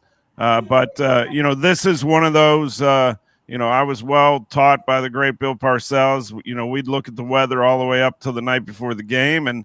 And this is what we'd sit as a staff last night and say a 4-minute what's our 4-minute package, meaning our big package. So the Steelers have shown the ability to get, an extra lineman in there, an extra tight end. When the weather's bad, the field's bad, throwing's hard, that could come in handy. But I think it's going to be a down and dirty, messy game. I really do. And whoever can make the fewest mistakes probably has a great chance. But I think the Steelers have to have some efficiency running the football. They have to absolutely stuff Cleveland's run and then try to make this young guy get in a little bit of a panic and do the wrong thing at the wrong time a couple times and create opportunity. But this is what's the over under? I mean, I would be guessing in the mid-low 30s. That's a great question. It 35 and a half. 35 and a half. It's 35 and a half. I think one of the things about the whole turnovers obviously are a big part of any of these games and the way that they change these games. And that's where Myles Garrett or somebody like that comes into play. But, it's a game that could be, Mike Tomlin loves to play games like this close to the vest a little bit because of what we're just talking about. The way you lose a game like this is by making a bunch of mistakes, and getting reckless and careless. And the other part of it, I'd say, Todd, is, you want to get up on the Browns because I think the Browns will go away. I mean, I know that, all these guys are pros and all this other stuff. You can't tell me that, you haven't watched a few games the last couple of weeks where teams are eliminated and they just kind of quit. It just kind of was like, not necessarily quit, but just in the second half, their heart wasn't in it as much as it probably should have been. Like, I'll give you a great example. The Dolphins, when they played here, it was second half, it was pretty clear they were ready just to get out of the cold and go home, And so, to me, it's a rainy, sloppy, ugly day. You get up, you got a team like the Browns, they're going to start thinking about being in, Cancun or something. That's just absolutely. Bags are packed. The special guys don't do that, but you want to take their hope away as early in this game as possible. Because it means, like you said, if you have a lead and you're now running the ball a bunch, even if it's leading to punts, that's okay. Myles Garrett is going to lose interest. What he likes is 3rd and 8, 3rd and 9, obvious passing situations where he can scream off the ball and add to his sack total. So you can deter him pretty easy. Double teams early, frustrate him. We used to do it with a lot of big time rushers, and you just see him kind of shut down. They'd say, this is going to be all day. I got no chance. So you can do that with the whole team. But it's easy to say start fast, get up, but. Is this a game where you win the toss and take the football? I don't know necessarily that. I think I'd still be wanting to stuff their offense one time early. But it is. I think it would be a real big help if you could get up on them and they lose hope pretty quickly and start thinking about like you said, Cancun or wherever their place of interest is. Coach, our Facebook timeline and our YouTube timeline is all screaming for you to come back and be the coordinator, and they want to know where you're heading and when you're coming back into the league. Just some of these people are up in arms over it. You generate some buzz, Coach. I'm telling you, you make people excited. All right, before I let you go, prediction from you today. How does this game end? Who wins? I think Steelers win, and I'm going to say 17-6 Steelers. Another ugly game between the Steelers and Browns. Todd Haley, former head coach of the Kansas City Chiefs, offensive coordinator for the Steelers, Browns, Arizona Cardinals. Thank you, sir. You've been very kind with your time, and we thank you for joining us every week. Hey, thanks for having me. Love talking ball. Happy holidays to both of you. Good seeing you, Paul, too. All right, we'll see you as always. Good seeing you. Thank you, Coach. Todd Haley joining us for his weekly hit. Always a pleasure to speak with him. All right, Paul, a couple more minutes with you, and I'll let you be. I think this is a slightly different scenario than what we've seen in the past with Tomlin teams that have gone on the road in situations like this. And I'm not saying that it can't happen, but I just have this strange feeling like I haven't had in quite some time in this spot where they're just going to go up there today and again, ugly football game, but I think they're the better team, and I think the better team would like to have a week off. And I think I'd like to see them get the ball first. I don't know about you. I'd very much like to see this offense get the ball first and put a 7 on the board right away. Well, establish that, and that might be what you're talking about. All of a sudden now the Browns are like, oh, you know what I mean? Force a 3 and out, gain control, and just choke them off as the clock ticks away to 0.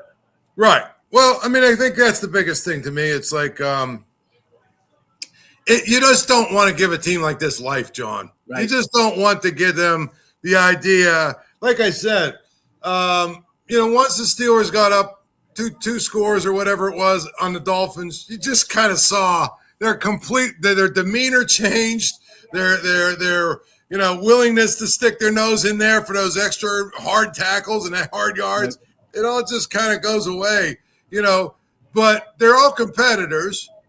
And if they're playing in a game that's very competitive, and they still have a chance and they feel like they have a chance, they're going to play. I mean, they're going to play and really try and win the game. So my point is, I don't think people fully realize or understand that. You have to go up there if you're and here's the thing, John, for those, out there that are conspiracy theorists or just degenerate gamblers, there's a sentiment that somehow this is a pre-scripted game. And, so to me, if you're the Steelers, take New York out of the equation by just beating the hell out of the Browns the first 3 quarters. I agree. I think if they get up in the first 30 minutes, I think this game's over.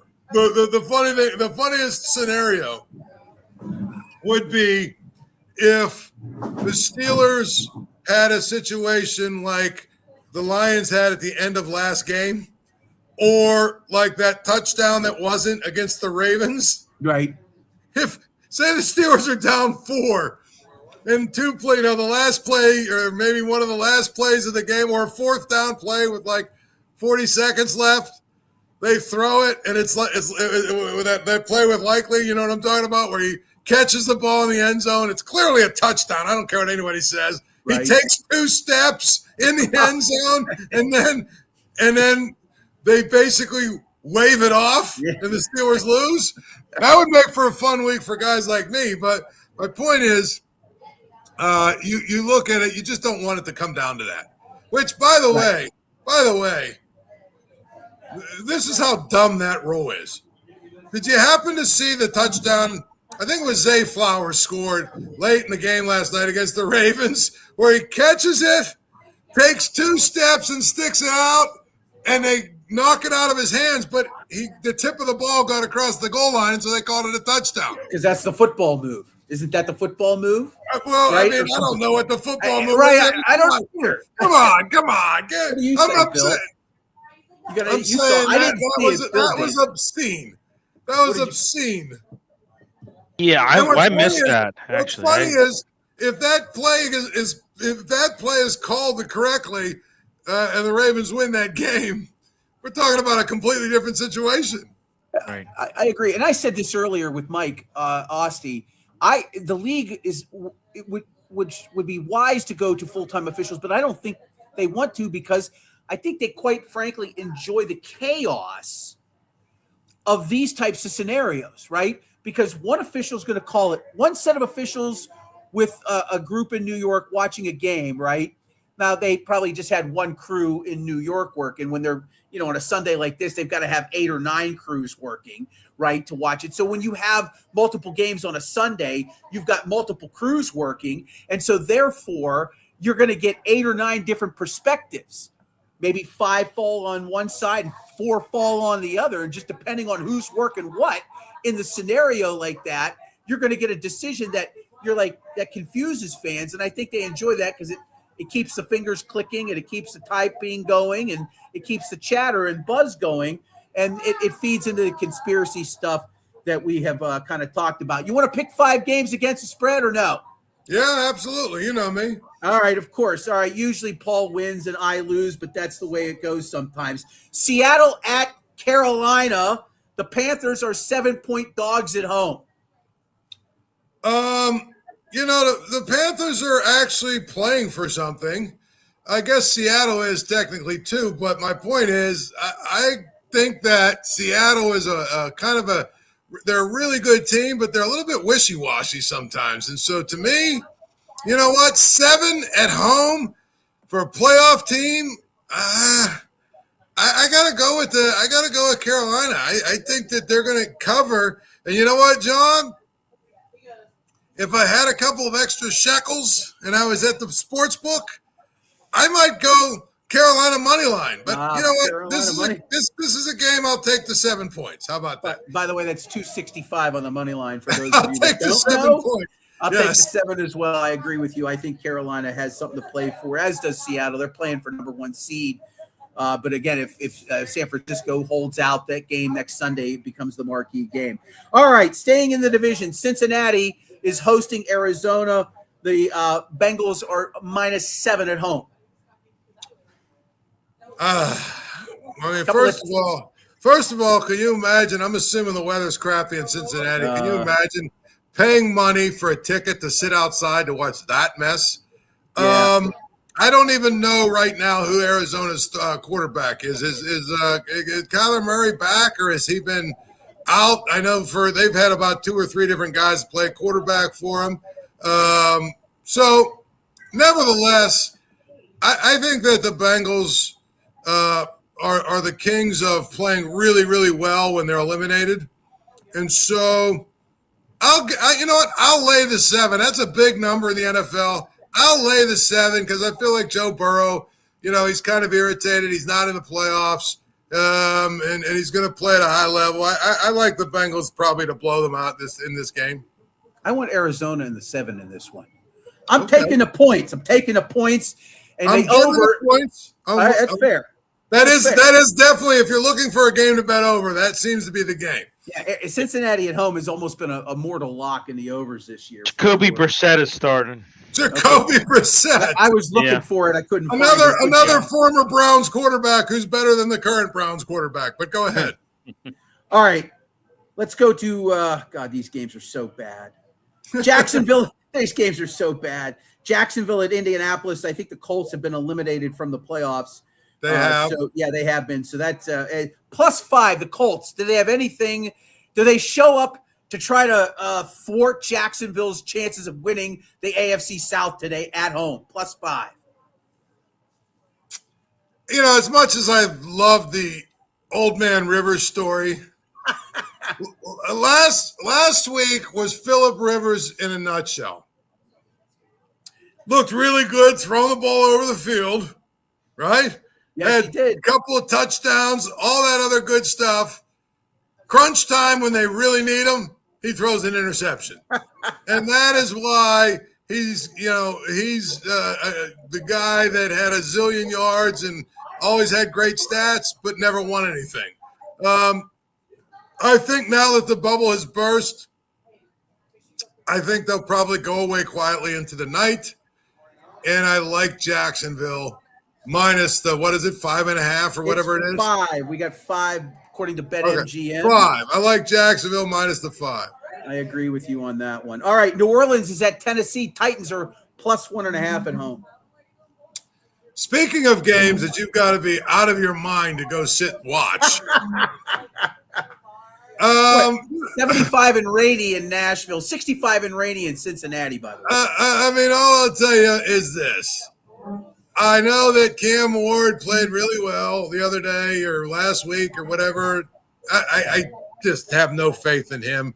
I think the Titans are an absolute disaster. Even though the Saints, the Saints have a rookie quarterback too, right? And he's about 96 years old already. I mean, he's that guy Tyler Schaff. Yes. He's an old guy too. He's an old guy that's a rookie. I'm going to go. Here's the thing. Someone pointed this out. Like Tennessee could have like A.J. Brown, Derrick Henry, Malik Willis. You know what I mean? A bunch of other guys if they just weren't stupid. So I'll say they're stupid and they stink. So I'm going to take the Saints. All right. I'm going Tennessee. I want the 1.5. All right. I'm going to add an extra game. We're going to do 6 real quick here. Philadelphia at Buffalo in the 425. That's a good one. Philadelphia at Buffalo. Bills -2.5 at home. I like the Eagles to win this game. Believe it or not, Wow. I like the Eagles.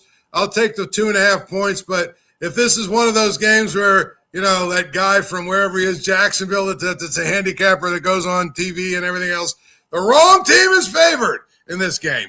I like the Bill. I like the Eagles to win. I'll take the points just in case, but I'd like them to win outright. If I was a betting man, which I'm not. Okay, maybe I am, but I like the Eagles in this game. All right, I'm going to take the Bills minus 2.5. Last one, Chicago at San Francisco, a real good one on Sunday Night Football. Right now, San Francisco minus 3.5 at home. Well, I'll say this as an aside. I'll say this. If ever there was a game you want to take the over, I think this is an over game. Okay. But anyway, what is 1.5? Okay. I think it's going to be, San Francisco's defense is beat up. Caleb Williams is really, starting to roll. The 49ers offense is good. What was the line again? It's 3.5, and the total is 51.5. So San Francisco minus 3.5 at home. I think I like the 49ers at home in this one. Even the 3.5. Yeah, I think they'll cover that. I could see them winning this game something like 35-28 or something like that. So yeah, absolutely love the 49ers, but I really love the over in that game. I agree with you. I think both of those are good. All right, Paul, thank you. You're kind with your time. We can't thank you enough. Paul Zeiss of the Pittsburgh Post-Gazette. Enjoy the game today. Quick prediction, Paul. I forgot to ask for your prediction. What do you think's going to happen? Today, I think that a lot of people are really kind of nervous for no reason at all. I think the Steelers are going to handle business in this game. It could be interesting maybe for a little bit, but for the most part, I think the Steelers will kind of dominate this game. And once they get up, the Browns will go into a shell. So I'm going to say something to the effect of, John, Steelers 23, Browns 6. 23-6 it is. Paul, thank you for your time. Can't thank you enough, sir. All right, brother. Anytime. All right. Paul Zeiss, Pittsburgh Post-Gazette, joining us on our pregame show every single week. And we can't thank him enough. All right. We're going to get to Zig Fracassi in just a second. Steel City Sunday continues to roll on as we prepare for hour number 3. We'll take you till about 12:45 today, this afternoon.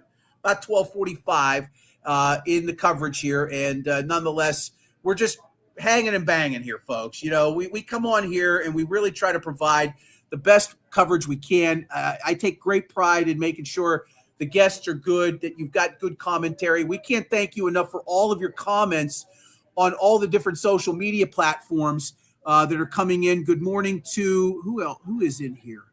I'm going to try to bring that up. We got Ronnie Hunter saying good morning. We got Chord Manotomy saying, agreeing with some of the things we're saying. Hey, they got to come out the gates hot offensively. I agree with that.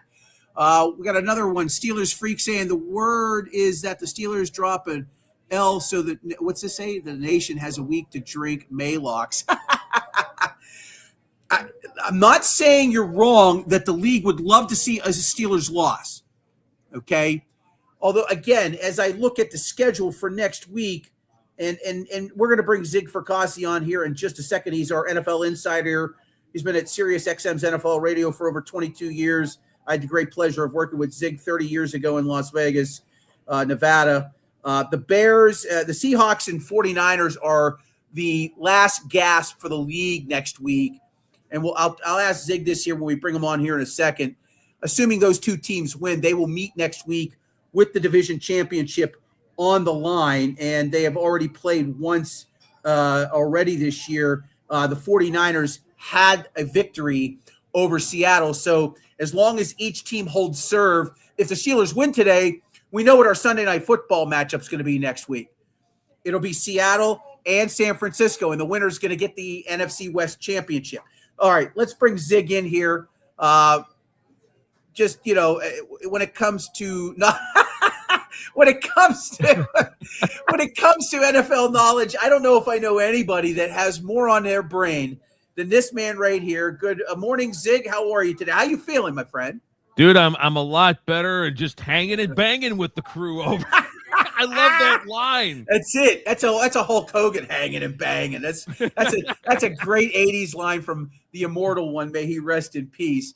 Yeah. So yeah, I mean, the league's going to be fine, assuming Seattle and obviously San Francisco. Not an easy game. The Bears have plenty to Both play have for. to win. Yeah. Well, not only do they have to keep winning, but I mean, I'm just looking at the NFC standings right now. Chicago, obviously is the 2 seed. They could possibly catch Seattle. If they win against San Francisco today, that kind of kills the 49ers, especially if Seattle wins. They want to keep pace if they can. Maybe San Francisco still tries to knock out Seattle from the number 1 spot next week. I think that, that game has plenty to be played for, given what we're looking at. Boy, the NFC has just – I mean, I'm looking at the NFC this year. Everybody that's going to get in is going to have it. Well, assuming the Packers can win next week, we'll have at least 10 wins. Same thing with the most likely with the AFC. If the Steelers can win today, they'll get to 10 wins as well. Well, think about this, JP. Remember last year we had from the NFC North 3 teams that had double-digit victories. Yep. 2 of them wind up being wild cards. That's going to be the same thing this year with the NFC West. Seattle, San Fran, or the Rams. 2 of them are ultimately going to be wild cards as well. One game for next Sunday I wouldn't dismiss, JP, depending on obviously today's results. I imagine the NFL could also be hoping for Carolina and Tampa for the NFC South. Yeah, and that could easily be a marquee game in the 1 o'clock. I know I do like the fact that the league in the last few years, it's maybe been a little bit longer than that, 6-7 years now, where they hold off on the week 18 starts. Right. I love it because now they can actually look and see, okay, these teams are all connected. We're going to put them in this slot, and then we're going to have certain games in this slot that are all connected, and then we'll find the best matchup for the Sunday night game. Some to Saturday, too. That's right. They have done some Saturday games. That's right. I forgot about that. Yep.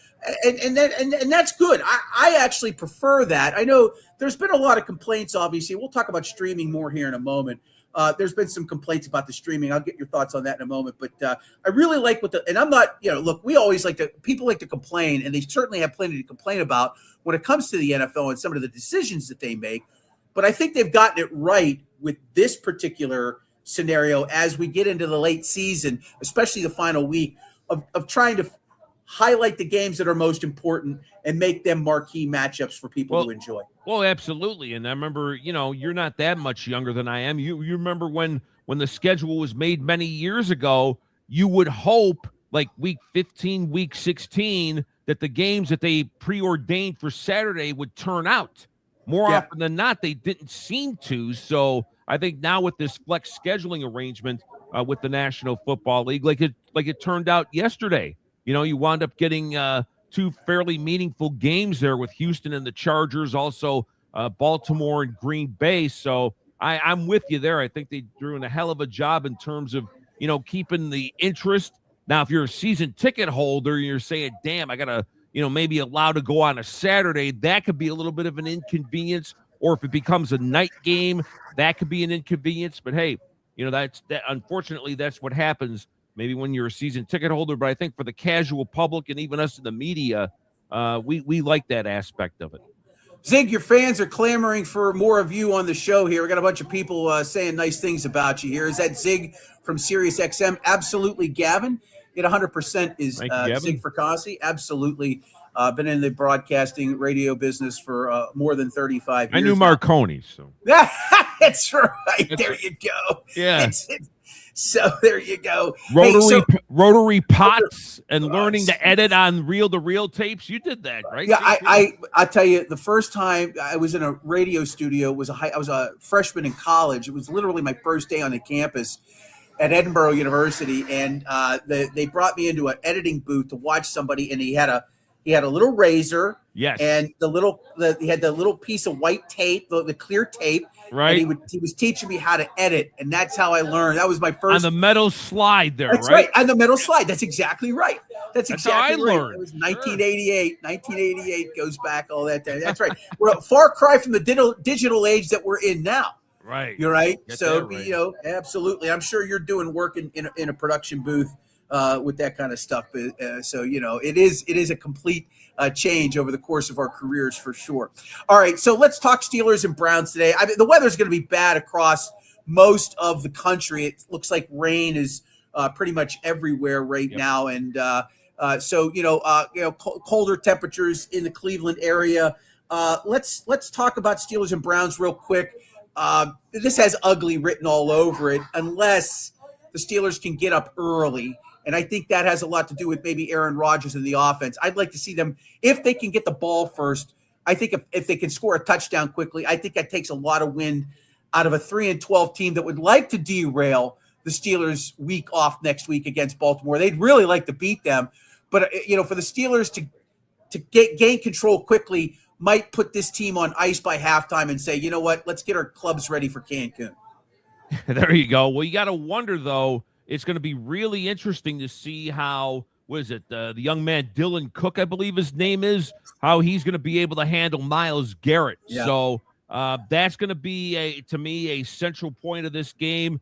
I missed Paul there the last hour because I wanted to say I'm outraged whenever I see his post on Shadur Sanders. So I love teasing him on that. But, this game's going to be interesting. And I think now, John, that the fact the Steelers know that all they need to do is win. Now, for a younger team, they could be, all right, we'll just show up, roll the ball out because Cleveland stinks.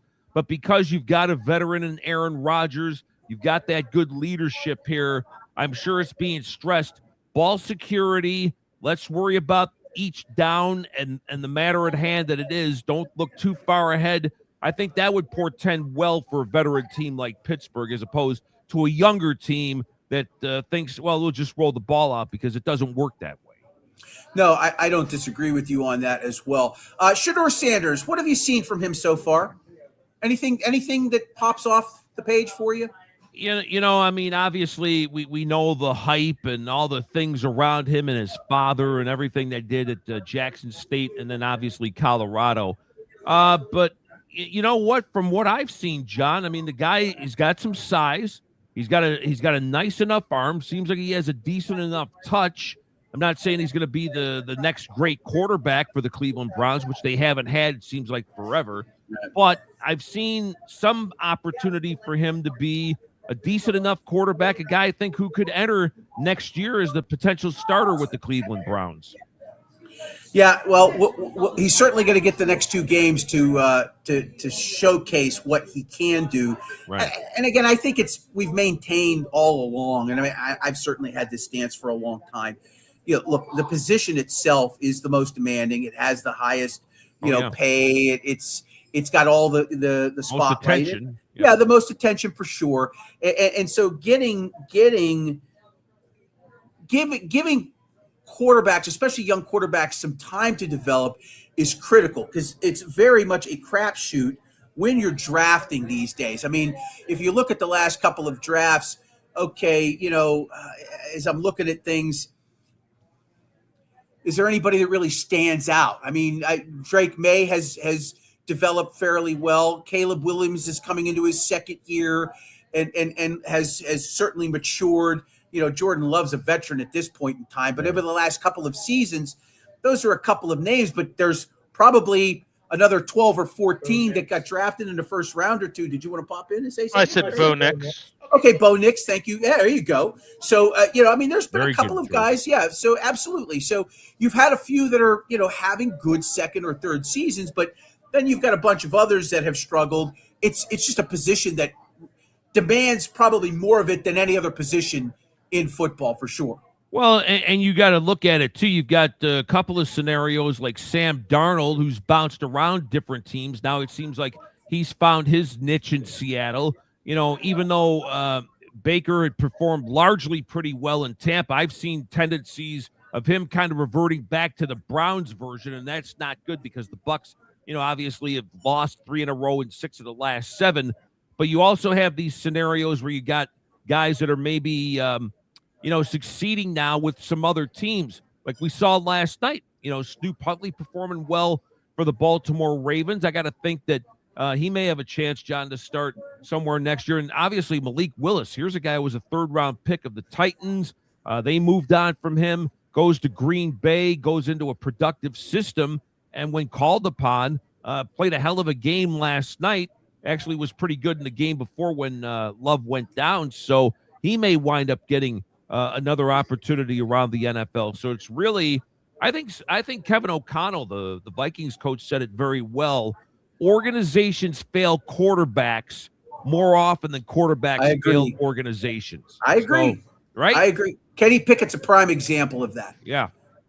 He probably shouldn't have been drafted where he was. No. It was a reach, but the Steelers failed. Get enamored with the talent, JP. Yeah, right. Well, yeah, absolutely. Well, he had a senior season like, you can't. I mean, he was projected 5th or 6th round as it was, and then he leads Pitt to the ACC championship and had the amazing year that he did. I think he finished 3rd or 4th in the Heisman voting or something like that. Yeah. So, I mean, he played himself up and look, they reached, but they handled him poorly. They handled him horribly, and you're absolutely right. I think there are organizations fail the player or the quarterback more often than it's the other way around. Yes, it is Zig Fracassi live on our Steelers pregame show. This is Steel City Sunday. Thank you for checking us out. We've got a bunch of people reaching out and saying, hey, first timer here, Dennis Shaw. First time watching it. Love the show. Steeler Freak says Zigzag and Todd Haley on today. Not bad. Every week they're on.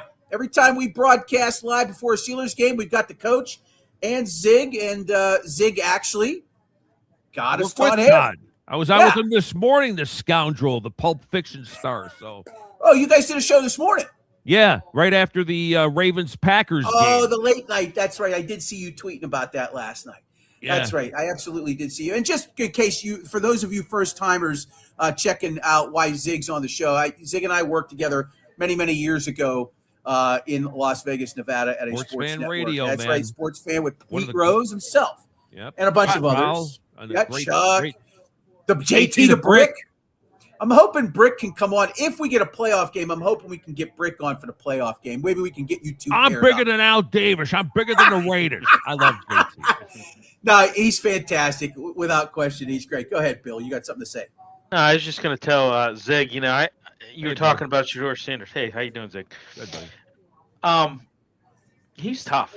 I mean, God, when he played at Colorado, 2023, he got sacked 52 times. Yes. 2024, 42 times. Yes. The guy's tough, man. I mean, I don't know.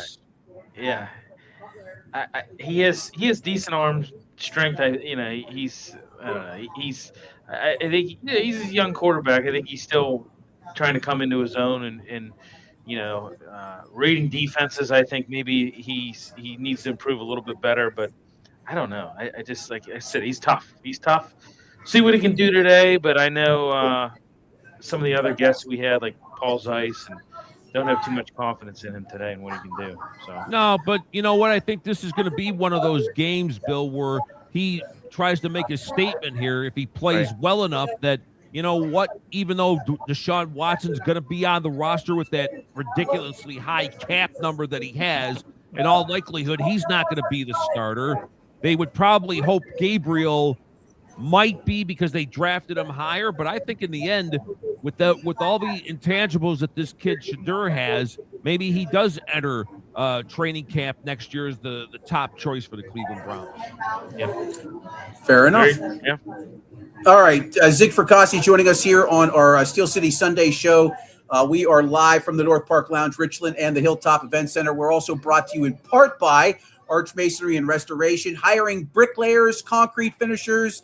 I'm sure, Zig, if we can get you out here throwing some double 12s up, we can get some of these construction projects done a little sooner. Arch Masonry is hiring folks. 412-564-5733. Arch Masonry Inc. Hire me on the yearly plan, JT, because it might take me a year just to get over there, for goodness sakes. I don't know if they combined us as one human being, if we could lay one brick. Or make anything level or plumb for that matter. So anyhow, let's talk a little bit about some of these other games in the NFL today. I mean, the 1:00 card doesn't look all that great. I mean, I'm just obviously Seattle, Carolina should be good. It's a decent game. What are your thoughts on Seattle? I had a conversation with somebody about this a few weeks ago. The NFL, the teams have figured out, it used to be if you were a West Coast team coming east for a 1 o'clock start, you were having problems, but teams have figured out, let's travel in an extra day or so early. Let's get ourselves acclimated. And that isn't such a big thing anymore. Carolina has surprised a lot of people this year. I think they can be competitive today. What say you? Yeah, definitely. Although Seattle, this actually started during the Pete Carroll era. Now it's transferred into the Mike McDonald era. I think they're over 70%, JP, when it comes to traveling to the East in about the last decade. So Seattle's got this figured out. So that's not going to be much of a factor. But what I think could ultimately be is fatigue. I mean, they played their you-know-what's off the other night against the Rams, so they needed that extra time off. But now you do have to travel east. And, by the way, the Carolina coach Canales, he was Pete's assistant in Seattle. So you got to think that there's going to be a little bit of extra motivation on his side. How do the Seahawks handle that backfield tandem there of Rico Dowdle and also Chuba Hubbard? That's going to be interesting. Bryce Young's got to keep out of the turnovers, I think, for Carolina to have any chance. I think Carolina's got a solid chance, obviously, with the division on the line, and it would be a good win against the top seed in the NFC and the Seahawks. Yeah, it would be a really good game for sure. Let's talk a little bit about the later games today. Obviously, the big marquee at 4:25 is Philadelphia at Buffalo. Look, these teams are trying to find a spot in the seedings. These games are important to both, right? Buffalo can't afford to lose because they'll drop back down further. Currently, right now, they're in the 5 spot. So if they lose, I'm almost certain that I was reading earlier, the Texans would jump ahead of them because they do have a win against Buffalo, if memory serves me correct. Yes, I'm pretty sure they played that Thursday night game, and so they already have a win against Buffalo. So the Bills need to win this game. And then when you look at the Eagles right now, they're sitting in the 3 spot.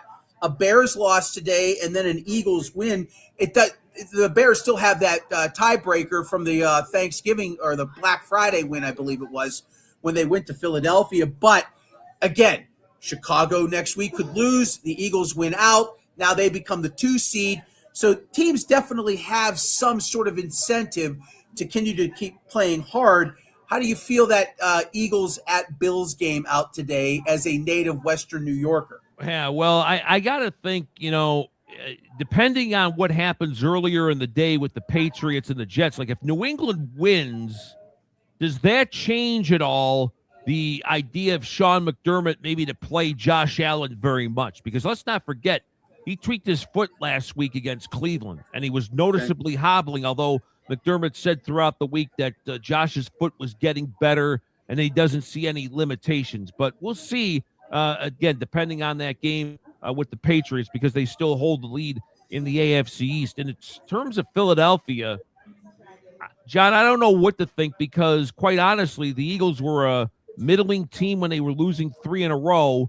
But then you get the Raiders and the Commanders back-to-back. You talk about soft landing spots. Yes, Philadelphia won those games, still wasn't knocked off with either of their performances. So maybe we get a truer gauge from them today if they're back to being the defending champs, or was it because they played the Raiders and the Commanders that maybe Philadelphia isn't a free fall if you play a good team like Buffalo?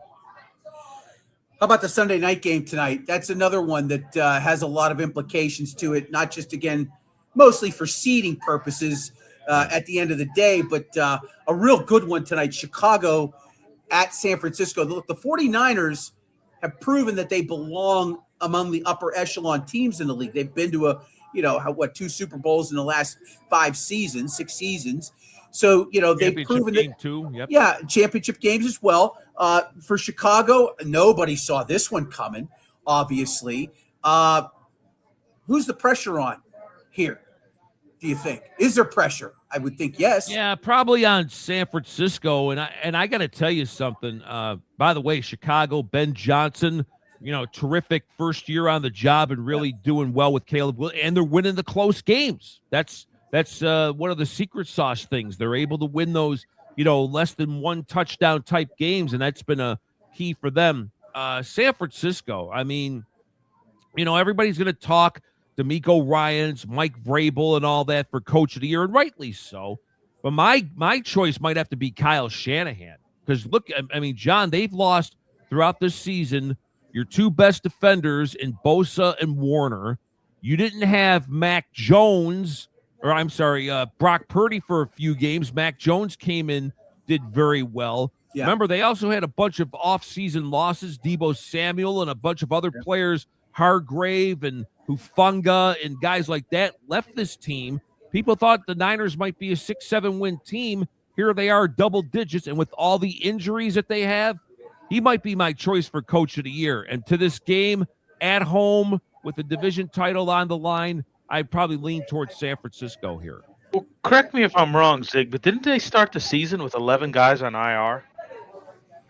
You might be right, Bill. I'd have to double check that, but they were in the infirmary already, and then throughout the season they lost Bosa and Warner and Purdy for a period of time. But I think Shanahan's done an unbelievable coaching job here. I'm pretty sure at the start of the season when we did our Thursday show, I'm pretty sure I saw that and brought that up. I think it was 11 guys they started the season on the IR. So yeah, and all the guys they did lose to free agency in that too. You know? Exactly. Yep. All right, a couple more minutes with Zig Fracassi, of course, Sirius XM's NFL Radio, our NFL insider. Zig joining us every single week on our pregame show. Zig, I guess predictions. Let's start with the Steelers and Browns today. How do you see this one playing out? I think there's going to be what's the old term, slobber knockers. Donnybrook. A Donnybrook there on the shores of Lake Erie. That's it. I think it comes down to a field goal game. I think the Browns hang around. I think it's a pride factor for them. Shedeur, obviously has something to play for, but I think Pittsburgh has a little more to play for. Give me 23-20 Steelers. Zig Fracassi of Sirius XM's NFL Radio, joining us every single week on our pregame show. Zig, can't thank you enough. Bill, you got something you want to add? Just want to say thanks, Zig. Take care, buddy. Oh, thank you guys. You guys are the absolute best. Love being on with you. Tonight, what do you got tonight? Tonight we got Sirius XM NFL Radio's NFL Rewind. Former college and pro quarterback Matt Sims, the son of the great Phil Sims. He'll join me. We'll recap the Bears and 49ers and the rest of the Sunday card until 2 a.m. Eastern on Channel 88 and the Sirius XM app. All right, I'll be driving back from Dayton, Ohio, so I'll be tuning in. Well, you're just all over the map, James. I gotta take my sister-in-law back home. Oh, okay. I drove out Wednesday, out and back in like 9 hours. I got to do it again today, so that's why there's no post-game shows, in case you were wondering. There you go. But and by the way, belated Merry Christmas, Hanukkah, and all that, and then Happy New Year to each and every one of you. All right, thanks, Zig. We'll talk to you next week, okay? All right, boys, take care now. All right, Zig Fracassi of Sirius XM's NFL Radio joins us every single week on our pregame show. Brendan Howe is going to be joining us. He is a Steelers writer for Pittsburgh Sports Now and also the Butler Eagle. He is live in Cleveland. He's getting his parking situated.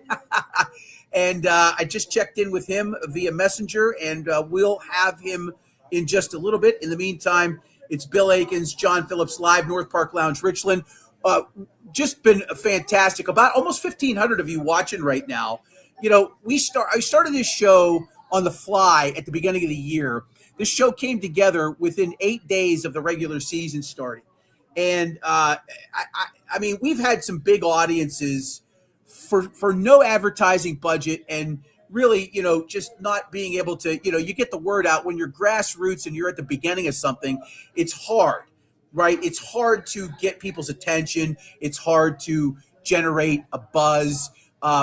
We're doing it just through guests, quite frankly. I'm booking guests, the good guests every week is important to us. And I can just tell you right now, the feedback we're getting in our chat section has been fantastic today. I think it's the best we've seen to date by far. We've got new people checking us out. We've got people checking in that are, saying, hey, I got Steelers Freak. He goes, he lives in Las Vegas. I was just out there in August, Steelers Freak. It was a good time. The best way to help our channels is to like and or subscribe to them. You can especially help us out on YouTube at Steel City Sunday. If you're not following us on YouTube specifically, please do so. Or if you're on X right now, because we're getting a lot of people checking us out via Paul Zeiss's social media feed, please give us a follow, right? Retweet or tell a friend. Helps us out tremendously. We are getting tremendous feedback today, more so than we have. And I think that's because the Steelers have won 3 games, right? That helps when the team does well, right? Because people are much more interested. It's a big game today, right? And we're trying to provide content that you folks want to have in your arsenal when you're getting prepared for Steelers Sundays, right? That's why we try to bring on good people. We have a former NFL head coach and offensive coordinator. We've got a longtime beat writer and radio guy. We've got young, well-established people like Mike Ostie, who join us on a regular basis to come on the shows. We got Zig, who comes on from New York to talk NFL with us. That's why we bring on a variety of guests. We try to bring on professional sports gamblers. We try to do a weekly segment on picks. We try to bring on people from the opposite team that cover the team. We weren't able to get anybody for Cleveland. That's what I say to Cleveland media right there. But we've had some people come on. We've had people come in from Seattle. We've had people come on from Indianapolis. We've had people come on from other cities this year that have joined the show, and we appreciate all of that. But the chat that we've gotten, by far the liveliest, don't you think, Bill? Hands down. God, yeah, I can't keep up. Yeah, let's see. We got a couple more in there if you want to pop a few on. I'm trying to also engage on our YouTube channel, but the YouTube channels, I have some YouTube links out there on some different Steeler web pages. Go ahead and put that back up. Refs may rip off the fans because the Ravens won. That coming in from D Bouse 2076. I've talked about the officiating, and I've said all along that I think the league prefers to have part-time refs, not because they're cheap, but because it keeps the talk going. It keeps the buzz going. And you don't know what you're going to get because officials see things and interpret things differently. Just because a rule book says XYZ or ABC doesn't mean everybody sees it that way.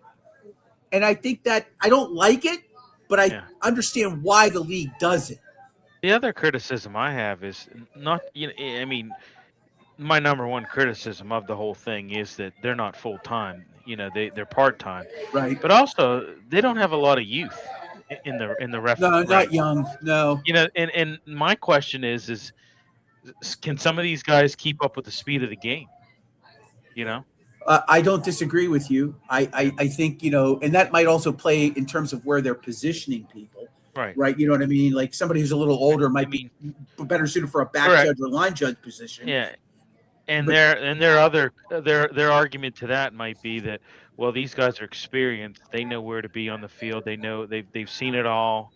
This is the type. It's the youthfulness, being able to keep up with the speed of the game, isn't a major factor. I don't know. I don't know. I think it plays more into the fact that they enjoy the buzz. I agree. Generated. I totally agree with that. Over the controversies, especially the catch rules, right? The catch rule is the one that it probably comes up more often than not, right, in these conversations. And so when you're getting that buzz from people, and again, the gambling segment is growing, but it's not as big as the overall base of fans. But now you're literally there's only a handful of states where you can't legally gamble on football. So now everybody's got skin in the game, right? Everybody's got skin in the game because they got action on this game or action on that game. Maybe they got a small parlay and they need the last leg to come in, and a controversial play gets ruled against them. It fuels that conversation on social media, which is what they're looking for, and the interaction that comes with it. And I mean, wouldn't you say out of all the major leagues in just North America, doesn't the NFL have the best storylines? I mean, they have the juiciest Yes, storyline. I mean, without you a have doubt.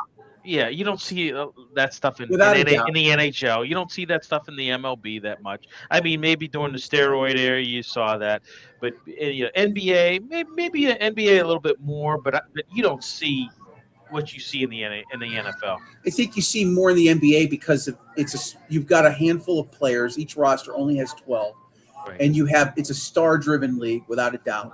So and the bravado.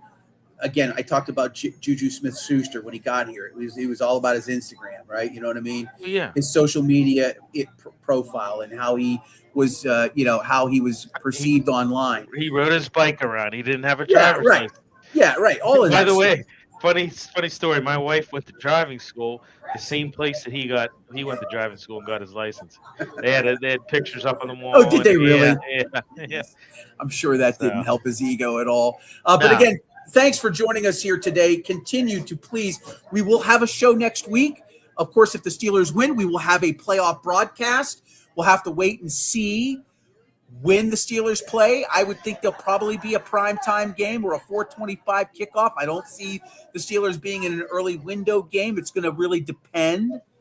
I would think depends on the setup. If they play Baltimore, or if they play Buffalo, it'll probably be a primetime game. If they play Houston, it could be a 1:00 game because I don't think the league values the Houston Texans. Steelers Freak checking in via YouTube. The refs are an easy out for the disgruntled fan who can't take a loss without having an excuse. And Paul Zeiss said that. Very, very astute assessment. Paul said that.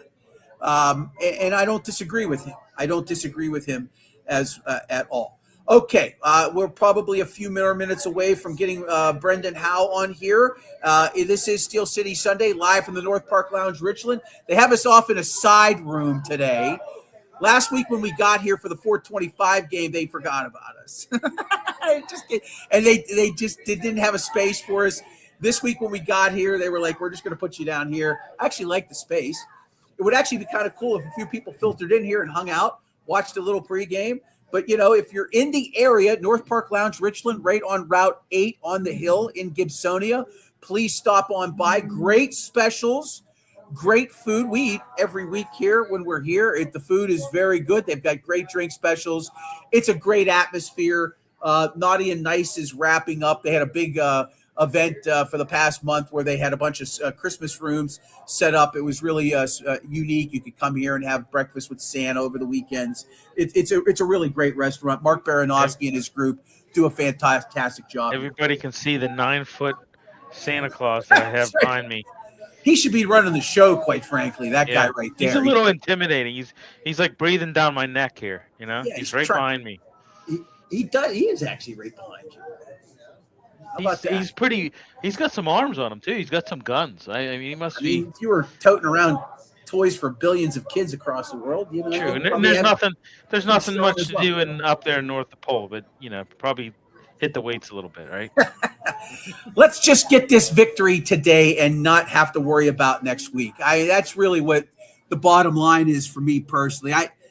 I don't follow John Steigerwald on social media. He has me blocked.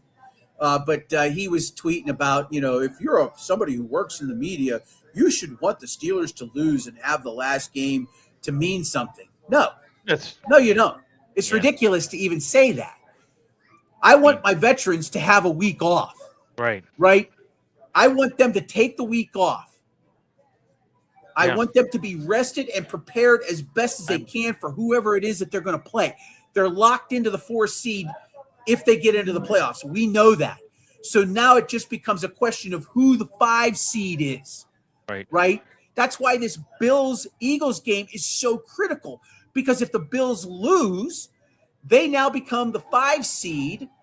Actually, they become the 6 seed because they will – no, I take that back. They become the 7 seed. 7 seed, yep. They become the 7 seed because they are behind the Chargers, and the Texans own the tiebreaker over Buffalo. Well, And I tell you what, Buffalo has, I mean, they've had some good wins this year, but they've struggled in some games. Hell, a few weeks ago they struggled against the Browns. Yeah. I mean, it was, Right. it Well, was, right. they It's were a able to win crapshoot it. almost week to week Yeah. on So how teams are performing. But like Paul said, they got Superman at quarterback. right, I would rather face Buffalo, to be quite honest with you. I would too. I'd I would rather too. have a rematch with a healthy Derek Harmon and this particular team that's playing right now, in the mindset that they have, they got a much better chance. Well, you got in recent a tape. rematch. You got recent tape against the Bills, right? Right. You don't have anything recent on the Texans. They haven't played them this year. Right. You haven't played them this year, obviously. Right. No, that's Yeah. true.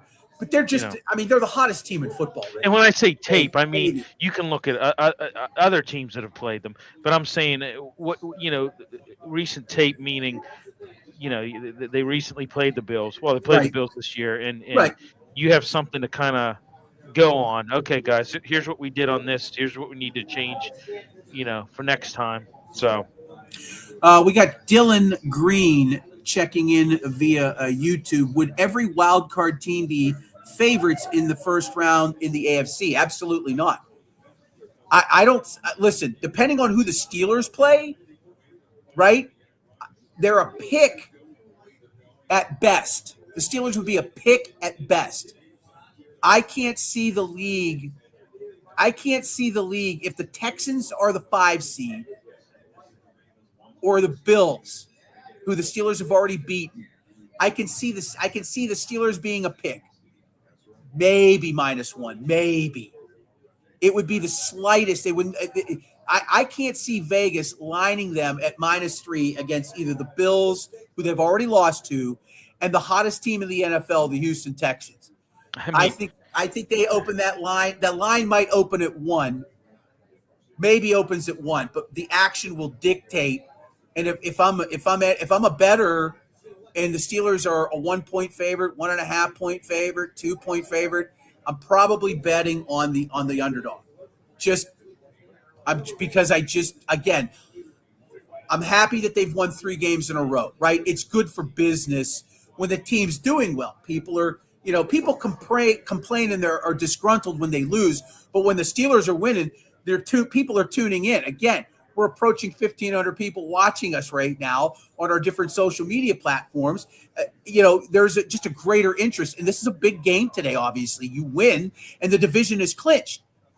Right? If you win, the division is clinched. But as far as all the teams in the AFC being favored in the wild card rounds, I would think let's just say it's the Patriots, Jags, and Steelers. I think the Patriots right now would be playing the Chargers. They would be slight favorites. The Jaguars would get the Texans. I think the Texans would probably. I think that game could be very much a pick 'em as well. And just look at the Texans and what they've done. Okay, so to open up the season, you go 0-3. You lose against the Rams. You lose against the Buccaneers. You lose against the Jaguars. Then you have a gimme game against the Titans at week 5, 26-0. You beat the Ravens 44-10. That's where I really think the turning point was. You lose to the Seahawks, but then you come back and you beat the Niners. You lose a close game to the Broncos. You beat the Jaguars at, what was that? They split the season series with Jacksonville, but yeah. You have another gimme game against the Titans. You beat the Bills. You beat the Colts. And you beat the Chiefs. Chiefs were, down. And you handle the Cardinals, handle the Raiders, and then you handle the Chargers last night. Yeah, they've won 8 in a row. They've just been flexing. They've been flexing over the last 2 months here. That's the team you don't want to face. That's the team you don't want to face right now is Houston. So good question from the viewer on YouTube. Thank you very much for checking in. I think you could easily have at least one road favorite. It would be very small, possibly 2, right? But I think that, again, Vegas, and just having lived there, and it was a long time ago, but having worked with odds makers, having talked to people Steelers Freak checking in from Las Vegas saying the team with the young QBs have the real pucker factor in the postseason. Vegas will bet against them in advance, most likely. I don't disagree with you. I think sharp action will always tend to favor a team facing a either rookie quarterback or somebody making their first playoff appearance because they tend to struggle. Right. They tend to struggle, and you're talking about Drake May. You're talking about Bo Nix. That's at least two off the top of my head that I can think of. You're talking about Caleb Williams. You would be talking about, if it was Carolina, you would be talking about Bryce Young in his first playoff appearance. So, so you potentially have four of those types of quarterbacks potentially coming into their first playoff game. They could easily have that bullseye on them as not having the experience, and therefore you're going to bet against them. This is Steel City Sunday, live from the North Park Lounge, Richland, and the Hilltop Event Center, brought to you also in part by Arch Masonry and Restoration. Arch has been with us since the very first broadcast, a great sponsor, a company I've worked with for over a decade. If you're a brick mason, a block mason, if you're a concrete finisher, and you are looking for work, folks, I'm going to tell you right now, Arch Masonry is looking to speak to you. If you're a laborer in construction and you're not working right now, or if you've ever thought about a career in the building trades, but you're not sure where to start, give Arch a call, 412-564-5733, or visit their website, archmasonryinc.com. They are looking to hire people. And I have worked with this company a long time. They care about their employees, great benefits program. They grow from within. There's opportunity to advance. They can teach you on the job. They have programs that will advance you and teach you how to lay brick and block or finish concrete so that you can become a professional craftsman in a building trade. Arch Masonry and Restoration, 412-564-5733, archmasonryinc.com. Alongside Bill Akins, I'm John Phillips. So happy you could be joining us here on Steel City Sunday. Over 1,500 of you right now on our different pages. Excited that the numbers continue to grow every week. It kind of just builds and builds. Taz checking in. Taz864 on YouTube. Coach T versus rookie QBs. Enough said. Perhaps. I can't tell you. Well, the last time that happened, they lost. That was the COVID game against Baker Mayfield.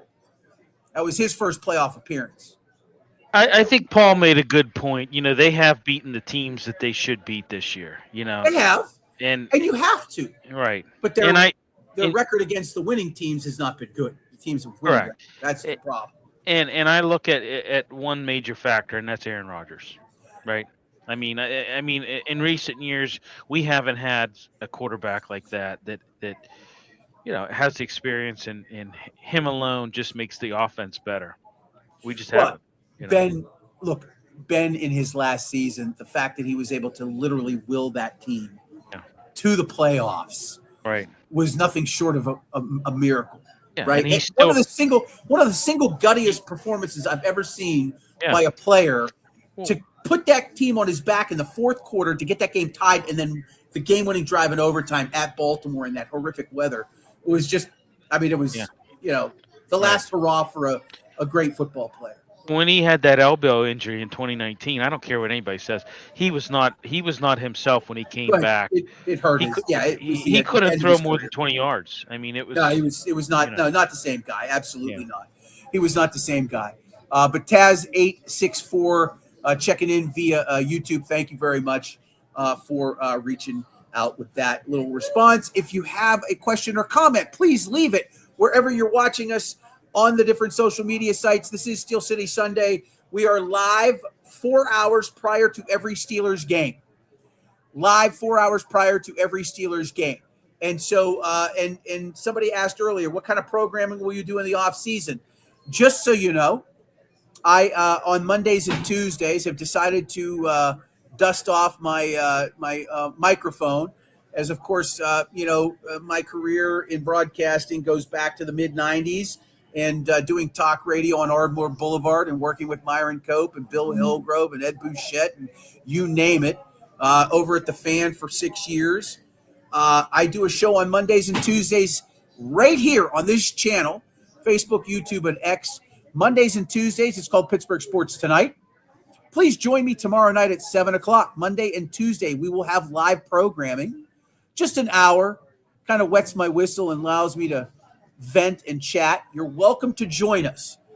Like and subscribe to our X page, to our Facebook page, to our YouTube channel. On Wednesdays and Thursdays, we also have shows. On Wednesdays at 8 o'clock, it's the Pittsburgh Sports Desk, hosted by Bill Akins and a cast of several. And then on Thursdays, Gridiron Weekly. That's a Bill Akins show as well at 8 o'clock. So we are working on more programming, and I will tell you that I have plans in place for 2026. We'll see how things play out, but we want to get to the end of the season first. Let's see if the Steelers can make a run. If they can make a run, it helps. Helps tremendously, quite frankly. We don't know what lies ahead. By 4 o'clock today, we should have a pretty good idea. I really want to see the Steelers win the coin toss today and take the ball. That's yeah, what I want. I agree. I want to see them win the coin toss. Yep. Aaron Rodgers versus Shador. Enough said. Yeah, well, I don't think Shador is going to be he'll have much of an impact today, but we'll see. I don't think he'll have much of an impact. Score early and often. I think, score early and often. I agree with that. And Yeah. Gavin, I am cooking right now. Absolutely. And again, it's enjoyable. This show was so important to me that I wanted to do it, and I'm glad that I have put the effort in this year because again, the guests are what drive us every single week. We want the best guests we can find. That's why I pay for great guests. The people that come on this show on a regular basis are compensated to do so. And why do I do that? Because they have the knowledge and they have the ability to convey the message about what this team is doing week to week, right? Nobody works for free on this show. Some of our guests that come in here and there, they're not paid, but we do pay people here. I pay Bill. How do you like being paid for your work, by the way?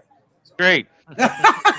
It's great. It got a little old being an intern. And I don't do this show to make money, just in case people were wondering. I don't make any money doing this show, and I don't really care, right? I'm not concerned. I make money during my day job, right? This is more of a vanity project. It's been more of a vanity project for me, but I wanted to get back into the space of talking about the Steelers. I've been writing for the Tribune Review for the past year. It was such a pleasure to cover the Riverhounds this season. I'm back involved in sports media here in this town. And yeah, we're not on television and we're not on the radio, but you know what? You don't have to be today. That's why we've got almost 2,000 people watching us right now, right? Because we put the effort in. And, by the time we get to next year, I'm just going to keep doing content and programming, folks.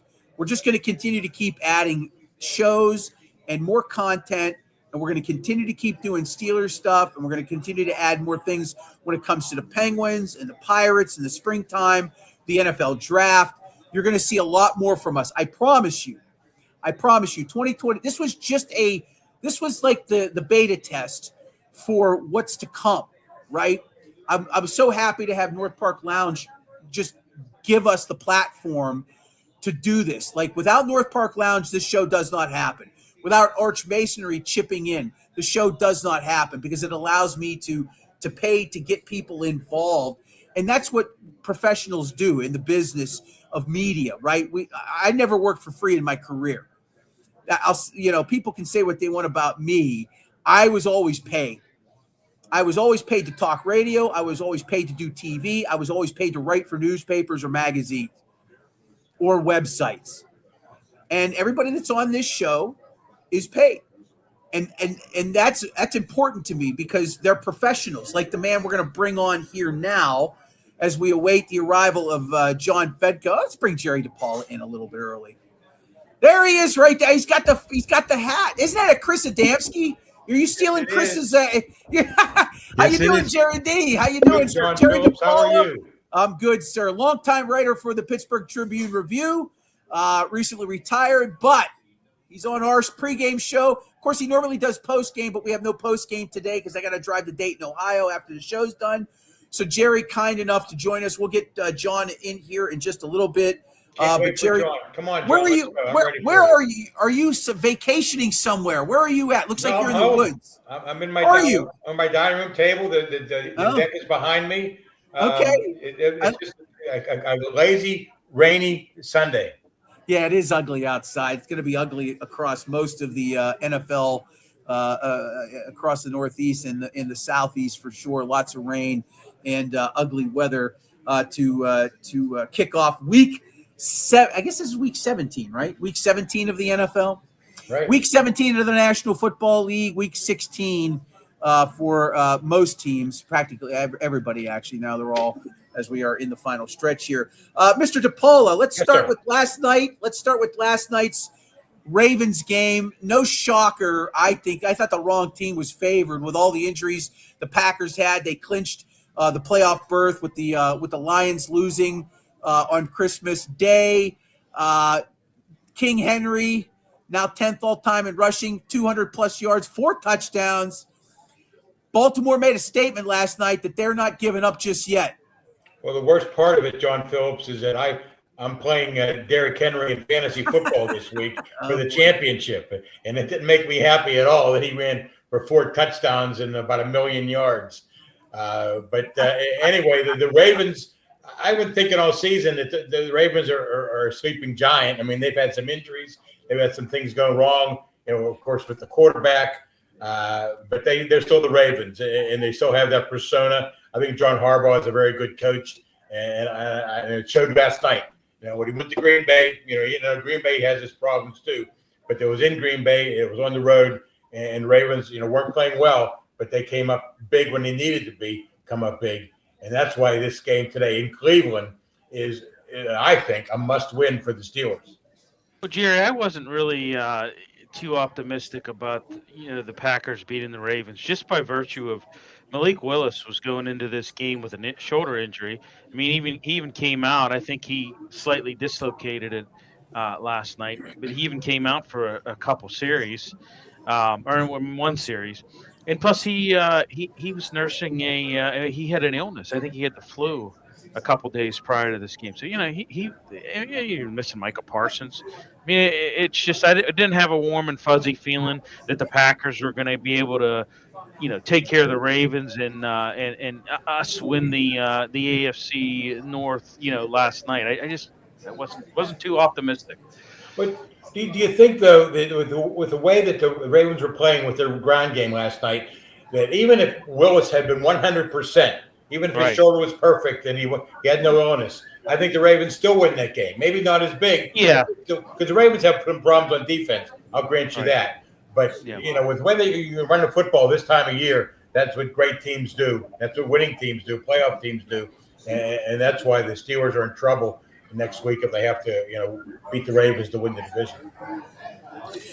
We've got Jerry DePaula here on Steel City Sunday. We're waiting the arrival of the one, the only John Fedko in just a few minutes. The Fedko Zone later. We'll get him in here in a few minutes. John will be on in about 6-7 minutes. He'll pop in here. And what I'm basically going to do is just turn it over to Jerry and John, let them duke it out for 30 minutes. I can't wait. I'm ready for him. He does bring lively conversation to the table. That's for sure. Brings the party with him. That's for sure. He does bring the party. It has for 35 years and almost 40 years in this market, for crying out loud. It's been he is something else and a sight to behold again here in this business, what we do. All right, Jerry, let's talk about Aaron Rodgers. So critical to the success of this team this year in terms of especially the last 3 weeks. Now, the running game has been spectacular the last 3 weeks. They have been extremely good. I don't think we've talked much about the Gainwell-Warren tandem the last few weeks. Dynamic, to say the least. They've combined for almost 2,000 yards between the two of them, running and receiving. It's been quite a 1-2 punch that they have delivered on in the last few weeks, and a big reason why I think that they are on the little winning streak that they are right now. Well, I think you have to give the Steelers front office some credit for putting Gainwell and Warren together. First of all, Warren was an undrafted free agent, if I'm not mistaken, right? Right, he was. That's right. Yeah. Out of Oklahoma State. the Steelers found him and they brought him along, and then they gave him a contract extension, which I'm sure made things a lot easier for him and maybe motivated him a little bit. Gainwell, came from the Eagles, a free agent signing. The Steelers don't do a whole lot of that, and this wasn't a big money deal at all. But the guy has played so incredibly well that he's considered possibly the second or third most valuable player on the team after Aaron Rodgers. So in Rodgers, also a free agent signing by Omar Khan. A guy that a lot of people had given up on. I thought he was too old. I didn't have anything left. Thought he opened his mouth too much. But he's been perfect for the Steelers. I just love the way the camera zeroes in on Aaron Rodgers when he's irritated.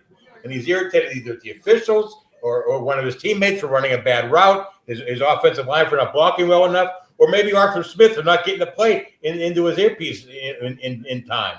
And accountability, that's number one with Aaron Rodgers. And I think that's, other than a strong throwing arm and obviously physical talent, accountability is the number one thing a winning quarterback needs to have in the NFL. I agree with you wholeheartedly. All right, without further ado, live from his palatial digs somewhere here in the Pittsburgh area, we welcome in Mr. John Fedko. How you doing, John? Merry Christmas. Remember, Happy New Year, John. And Merry Christmas. It's the Christmas season. It is. Because remember, we just went through 4 weeks of Advent. So Christmas started on December 25th. You're supposed to start playing Christmas music on December 25th and continue to play it all the way through the Epiphany. And you're supposed to have your Christmas lights on and say Merry Christmas. It's the Christmas octave. It was the Feast of St. Stephen and the Feast of St. John. Today's the Feast of the Holy Innocents and the Holy Family. It's Christmas. Don't throw your Christmas tree out. It's Christmas. The stupid radio stations stop playing Christmas music when they're supposed to start playing Christmas music. Can we get this right? Thanks. I could put you in touch with the guy at Wish 99.7. They started before They need to be playing Christmas music. And not only that, why wasn't my church full this morning? I go to church every day. Packed on Christmas Eve, packed on, maybe semi-packed on Christmas Day. And again, nobody, what's going on? Can you wake up, America, and go to church instead of watching this stupid football game today? There's my analysis. There's my analysis of this game. Can I just tell you, we did a midnight mass up in Wexford for the first time in a long time, John, this year. Good for that. I love it. I used to go to midnight mass when I was a kid. Now they do it at 10. What's with this 10 p.m. stuff? It's finishing at midnight. I did St. Maurice Church way back in the day over on Arbor Boulevard. We were there every year at midnight, and my wife was like, "Hey, we got to do it this year," so we did this year. It was good for you, nice. John Phillips. Absolutely. I love the look, Jerry. Very British, like right out of a Christmas Carol. Hopefully, you're Bob Cratchit, not Scrooge. Although maybe the resurrected Scrooge. I'm more Bob Cratchit than I am Scrooge, John. I love you. I'm definitely Bob Cratchit. My wife would vouch for that. There you go. Everybody's excited for John and Jerry to be on. Our chat has been on fire today. It's been spectacular. We've gotten a really nice audience. We're almost at 2,000 people watching here right now. We'll take you till about 12:30 today, folks, and then we'll start to wrap things down. But I want to let Jerry and John talk a little bit here. Let's start with Mr. Fedko. John, what do they have to do today to achieve victory? What's the key for the Steelers in your mind? Okay, well, in this game, because remember, I'm the old guy, 65 years old, Jerry and I. That's why we're on, because we're old guys. We've seen it all. This is your typical game that Mike Tomlin loses. You can put all your things in your little Mike Tomlin computer, and he loses these games. Games you don't have to win, which he doesn't. Games that he's a prohibitive favorite on the road. He does have to win. Well, he does. He has to win next week. Have to win. Yes. No, he doesn't. He has to win next week. He has to win next week. You're right, but I'm talking about perception-wise and for momentum-wise. But I'm sorry I interrupted you. Go ahead. That's okay. My dog's fired up. He agrees. My dog agrees with you. He doesn't have to win this game, so he always blows these types, especially on the road, especially in Cleveland. Listen. Here's my bottom line. I'll start with this. If you're betting this game, don't get the bet. Do not bet this game. And I have two boys who love to bet football. Don't bet this game, Christian Connor. Do not bet this game. This is a sucker's bet. I've seen it over and over again. This is a game the Steelers can easily lose. There I go sideways again. Oh, man, you guys are killing. Now you're upside down, John. Now you're sideways. There you go. There you go. Okay, so number one, don't bet this game. Do not bet this game for many reasons, okay? It's a sucker's bet. So let's go over the reasons why the Steelers can easily lose this game. I've already said that Mike Tomlin's history in these type of games, he loses them. Number one. And number two, they lose in Cleveland all the time on the road without Ben Roethlisberger. Check it out, okay? You know what Ben in Cleveland, here, right? they lose. 4 and 6 in the last 10 and lost the last 3 in Cleveland. There you go. Okay, number three, the DJ Metcalf absence is enormous. People are not making a big deal about this, as they should. This is a gigantic loss for the Steelers. I've been on Metcalf all year. He's one of the MVPs of the team. He's the big play guy they go to at the beginning of the game, at the beginning of the half, and they don't have him. It is a huge loss for them, and it's going to take its toll today. I think this is going to be a much closer game. If I were betting it, I'd take Cleveland in the points. And listen, 73.5. I would take Cleveland in the points on this. And now we go to the fourth one, the weather. Weather always favors the underdog.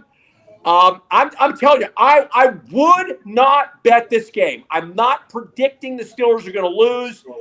And I think if the Steelers have to play Baltimore next week in a must-win game, my lock of the year, the Steelers will win, okay? Because the NFL wants them to win. But the NFL would love to see the Steelers lose today. They love it. Absolutely. They love it. And you can call me a conspiracy theory, but if you don't think there's ever been a fixed game in the NFL, then you believe in the Easter Bunny and you believe a guy in a depository shot JFK with a rifle that couldn't hit the side of a barn. I'm telling you, if there's ever a fixed game, this could be it. If this game is close, watch for a crazy call to go against the Steelers, a holding, offensive pass interference, one of those stupid, idiotic, tackle too late, unnecessary roughness, nonsense penalties. Watch the NFL fix this thing, or somebody fix it with the refs so that there's a winner-take-all game on Sunday Night Football next Sunday. And I'm not kidding. NFL games are fixed, and this one has fix all over it. If it's not fixed, I don't care. I'm not betting this game. You're a sucker if you bet this game. Stay away from this game if you're a gambler. Do you hear me, Christian and Kyler? Do not bet this game. Don't bet the winner or lose. You can bet over, under, receivers catching yards, Myles Garrett getting sacks. Do not take the Steelers at -3.5. You heard it here. As a sucker bet. Then he's out in the parking lot going, "Hey, man, the Steelers are, it's a gimme." It ain't a gimme. I agree with you. I will say this, and I said this earlier in the pregame show, and I don't know if you two agree with this or not. I feel a little bit better about this version of the Steelers in a scenario like this, given how they've played against better competition the last 3 weeks. You can say what you want about the Miami Dolphins, and obviously the Lions aren't going to make the playoffs this year. But this team gives me a little bit more hope and I really want them to get the ball first, John. I want them to get the ball first because I want that offense on the field, and I want them to drive it right down their throats and put it in the end zone and establish control of the game early on. If they can establish control of the game early on and take a lead of 7 to 10 points at the halftime, I think the Browns will pack it in. Okay, we need to let Jerry talk, but let's give me my chance to say why I think the Steelers can easily win. Shedeur Sanders is a complete, utter joke. He's the worst quarterback in the league. He's an absolute disgrace of a quarterback. That's why nobody wanted him. And the NFL may even try to fix this game, and the rest may be paid, and he still may be so bad they may lose. And I'm not kidding you. So the Steelers have a gigantic advantage at quarterback. Aaron Rodgers over Shedeur Sanders is like a ridiculous gap, okay? So that is a huge thing in the Steelers' favor. So I just wanted to say that I would not bet this game. But if I had to put my life on it, I don't think Shedeur Sanders can beat the Steelers. I don't care if the game's fixed. I don't think he can beat them. So I would like the Steelers in this game. If Baltimore would have lost last night, this would be a mortal lock. The Steelers would win this game by 25 points. But I'm telling you, the NFL does not want the Steelers to win today. Go ahead, Jerry. Well, I agree with you, John, that the Steelers are no lock today, and I think they could very easily lose. But I think Shadir Sanders is a quarterback who I think has some potential, but I don't think he's ready yet. And I think the Steelers can put a lot of pressure on him. No T.J. Watt today, but Herbig is back, and that's huge for the Steelers. And I really believe that the problem on offense is going to be the wide receiver. The Steelers have nobody that can back up adequately DJ. And if Metcalf can't play, who's going to be the wide receiver who's going to catch all the passes? Yeah, maybe Gainwell and Warren can help. And maybe the tight ends can slip in maybe. there. Yeah, Washington. But if you can't block Myles Garrett, and there's been a lot of talk about the Steelers offensive line getting better, but if you can't block Myles Garrett, it doesn't matter how bad Sanders is. This could be a game that the Steelers lose 13-10. Do you know how many players had a catch last week against the Detroit Lions for the Steelers? But 7 or 8, right? 9. 9. That's what I thought. Yeah. They had 9. They're spreading it around. Aaron's spreading it around. I don't Browns have a decent defense. Right. No, they do. They do. They're going to need everybody today. Look, I think Cleveland will give everything they can in the first 30 minutes. And then we'll see at halftime where this game is, right? If it's a tight game, it's going to be a tight game to the very end. But if the Steelers can come out and get a tempo and get a lead and keep it that way heading into halftime, I think the Browns will quit after the second half. Go ahead, John. I just want to say if the game's close, the Browns will win. There will be I'm not kidding. There'll be some crazy call. There'll be some holding that'll call a play back. There'll be something idiotic that you will, in your gut, will say, this game's fixed. And then, the guy will say, nothing's ever fixed. And you'll go, yeah, this game. Something crazy is going to happen in this game in favor of the Browns if it's close at the wire. If it's like 10-point Steelers going into the fourth, they'll just let it go. So I got a question for you. You and I are veterans of the media, and we root for the story. We don't root for the team. Now, the fans, of course, root for the team to win. Of course. I understand that. But watching this game today, I'm thinking next week, if the Steelers lose and you play Baltimore at Acrisure Stadium on the first Sunday of the new year, what great theater that's going to be. That's the kind of thing you want to go cover, the kind of thing you want to write about, the kind of thing you want to talk about. The fans, of course, they want the Steelers to win 43-0 today, which would be boring, and I could go take a nap halfway through the game. But I'm rooting for a close game today that goes on to the wire. And if the Steelers happen to lose, well, then the next Sunday is going to be great because there's no wild card coming from the division this year. Right now with the way things are, if the loser between the Ravens and the Steelers will stay home. And what a disaster that would be for the Steelers after they've been playing so well the last month. If all of a sudden they lose to Cleveland and lose to Baltimore and they're home for the playoffs, that would have the fans really up in arms more than they were before. Well, no Metcalf and no T.J. Watt, who apparently Watt is on the field, but I mean he's already been ruled inactive and out. Right, he's not playing. Yeah, of course. So you got like 2 of the top 5 players on the team out of this game in a venue where the Steelers can't win on the road. In a situation where Tomlin loses all the time. I mean, I'm telling you, this is. I just wouldn't bet this game. But the big difference is Aaron Rodgers. I mean, this isn't this isn't some of these other quarterbacks who have tried to fill in for Ben. Rodgers can win this type of game. It's going to be bad conditions, but Rodgers can play well in bad conditions. But like you said, Jerry, who's he throwing to? I guess Gainwell in Washington. He's got some weapons. How about your tight end Washington? Maybe Washington has a big game today. I probably does. And Freiermuth. I mean, that's who he's going to go to. But I don't know how bad the rain is out there. Thielen, look, I know that Thielen got picked off the scrap heap. Same thing with MBS, but they're getting a couple catches here and there. Sure. Help this team, and I'll take Thielen one-on-one with somebody. I'll take MVS one-on-one with somebody because they've got a quarterback that can get them the football. Yeah, but like Jerry said, with Myles Garrett, I mean, he's got to have the time to throw, man. He's got to have the time to throw, and that's why there's going to be a lot of dump offs to Gainwell because they're not going to take shots with that guy who's one of the great defensive players in the league. That's your bet today, John Phillips. Gainwell yards receiving over, right? I like that. I'm sure. I like that bet, Jerry. That's a good bet. That's a really good bet. I like Rodgers under 25 pass attempts too. That's critical today. Like if they run the ball extremely well, or even if Aaron's good in the short passing game and they can get yardage, Like, again, get a lead at halftime. This team will quit.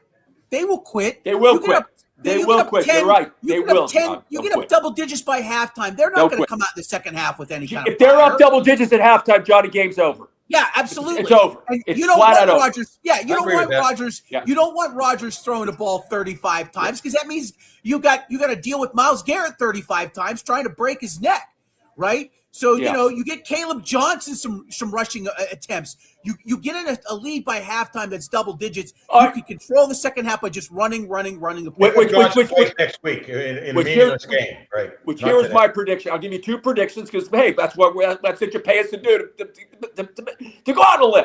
So here's two predictions. I like the Browns and the points. If I was betting the game, I'd take Browns and points. However, here's what I'll say. If the Steelers are up by 10 going into the fourth quarter, the Steelers will win. If the game is within 7 going into the fourth quarter, the Browns will win the game. That's So you're my saying prediction. Shadir Sanders is going to lead him to a victory? I'm saying in the fourth refs. quarter? I'm saying the refs or something crazy is going to happen. I don't think games if are you don't fixed, think John. NFL games are fixed, No, I don't believe I that. think I think somebody in that refereeing crew was paid last week in Detroit. That Detroit game was a disgrace. We didn't do a post game, but that refereeing in that Detroit game was an absolute. That was the right call, John. disgrace. That was the right call. It was offensive I'm pass not talking interference. about the offensive pass. I'm talking about the whole game. Every single call went against the Lions. And I look. I'm just trying to be. I like the Steelers win. I love this town. My kids love the Steelers. That was ridiculous. Why And I'm wouldn't not the saying NFL want the Lions to win that game? Because they were playing a marquee game on Christmas Day that a lot of people were going to watch. It was watered down because they lost to the Steelers. Listen. I know I'm not saying the NFL fixes games, but it's all about gambling now. And when it's all about gambling, man, you get Vinny and his brother involved in the big time. I'm serious. There's no question. Don't tell me that refs haven't been paid in this game since gambling's taken over the NFL, because you're believing the Easter Bunny if you don't think that's happened. And so I'm just saying, watch for something crazy to happen in this game if it's close. If it's not close, the Steelers will just, and I'm saying 10 points. That's I my resent your 10 reference, going to John. the fourth, it's over.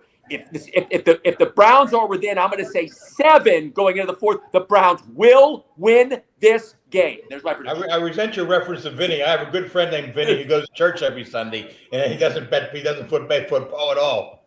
But I can understand why people feel that way. But I really think that these guys make too much money. Even the officials make too much money to risk losing that money to throw a game for whatever reason. I disagree with you, Jerry. Somebody could easily pay one of these refs $1 million. That's a drop in a bucket for the mob. Easy. If they make a $10 million bet, listen. There's no doubt that there's something in all now that all these gambling people or these gambling conglomerates are involved in professional sports. You'd have to be crazy to think that games aren't being fixed. I'm not saying they all are. I'm not saying one a week is, but there's definitely games that are fixed and refs that are being paid off. There isn't a doubt in my mind. I'm not an idiot. But I'm not saying it's going to happen today. Just watch out for it. When your gut says something's wrong, like last week when you're watching that game, you're going, okay, this is getting ridiculous. Every single call's going against Detroit. I'm not saying the NFL wanted Detroit to lose. I agree with you, Jerry. I don't think the NFL wanted Detroit to lose. But something weird was going on in that game. There was something bizarre about that officiating. Every single little call went against the line. Every single one. I don't know. I'm just saying the obvious that most people won't talk about. That's why Johnny pays us the big bucks, to go where nowhere else will go. And I'm not saying it's going to happen today, but I am saying keep your eye open for a crazy call if the game's close. But there's a difference between bad officiating and officials who are on the take. Correct. I think they're just bad. You're right. I think they're bad No, you're right. officials, and it looks like maybe they're on the take. That's the voice of reason. Maybe I'm not You're right. about things like that. But You are right. I just can't believe there's too much money for these guys we make week after week, year after year, for them to risk that over whether the Lions and the Steelers. That is the voice of reason. And Jerry, that is a great point. And so now we go to the next point and how horrific the officiating is, because it is really bad in the NFL. You are right. I want to address officiating, but Jerry, I also want to say, do you remember Alex Karras? Absolutely. Do you remember Paul Horning? Blazing Saddles, yeah. The Black Sox scandal. The CCNY point shaving players. It doesn't look what's going on in the NBA. Look what happened in the NBA in October. Definitely happened in the NBA. Coach, definitely happens in the NBA. These plays doesn't matter. The contracts don't matter. It's the ego and the thrill, right? It's the edge of being involved in something shady that they can get away with and have some cash. And John and Jerry, I'm not saying this every week. Maybe it's 3 games a year. Maybe it's like 3. You know what? It's not. I don't want to go like every game's big. That's not. And the NFL doesn't rig games to we want this. That doesn't happen. But money talks, man. One or 2 games, 3 games a year. Yeah. There's no question or something. It's just when you get gambling and the mob involved in the NFL, and trust me, now that gambling is so big in the NFL, the mob is absolutely involved in the NFL in some games. But there's been so many stories out there of games being fixed in the NBA and elsewhere. Not in the NFL. NBA for sure. There's been nothing in the NFL that I can remember of an official or a player throwing a game. It just hasn't happened. It hasn't been reported on anyway. They just haven't found it out yet. But okay, I know we're talking about something crazy. But the bottom line is this. I wouldn't bet the game only because of Mike Tomlin's record on the road in Cleveland in games like this. Let's go back to the not the conspiracy stuff, but the actual stuff. And you don't have Metcalf and you don't have Watt. I just would not take the Steelers and lay 3.5. I would not. That is a bad bet. I agree. I'm not a betting guy, but I think the Steelers are going to win today, and I think maybe even handily. Jerry, I know I've seen you down at the counter at the Rivers and at the Bet Rivers, and I know I've seen What's you. wrong with that? By the way, quick shout out. By the way, quick shout out to Cody in Texas, who's working on a drilling rig right now, listening to our pregame show. Love Texas. People are just chiming in, wanting to hear John say the Fedco zone. I mean, it's chaos. That's right, It's chaos. It's chaos with me. It's chaos in our chat today. We've got such a big chat. We're approaching 2,000 people watching on the pregame show right now. So we're pretty happy that things are moving along here. Another 10 minutes or so with John Fedco and, of course, Jerry DePaula, Steel City Sunday rolling on. John, you wanted to say something, sir? No, I mean, Okay. I told you where I'm at. I think the Browns. I'm not going to be surprised at all if the Browns win this game. And John, I've come on this show before, for those who haven't seen it, and I've said, hey, this is a lock. Steelers going to win this game. Or I've been pretty good. I wish I would have kept my record on what I'm like. This is one. I'm not predicting the Browns are going to win. I'm just I do not feel good about the Steelers today. I just don't. I feel real. And I've already said, even if Metcalf and Watt are not playing next week, which I don't think either will, I love the Steelers against Baltimore at home. I love them to win next week. Love it. If the Steelers lose today, who wins next week? Well, I just said the Steelers lock. Steelers will win the division.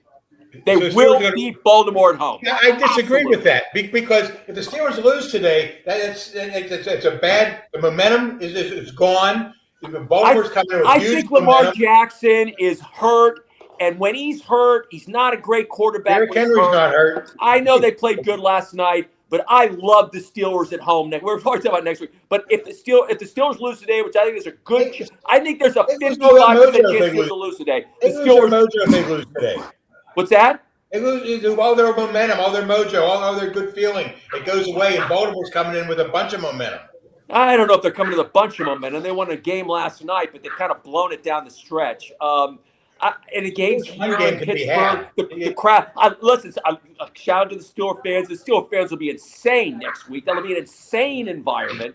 It'll be a Sunday night game. It'll be crazy. The crowd will be a factor. Jackson's hurt. I love the Steelers next week. I don't like them today. Yeah, I got Baltimore next week. If I don't. Well, then we got to be on pregame, John, because we'll duke it out. Because I already love it. I'm saying now. Listen.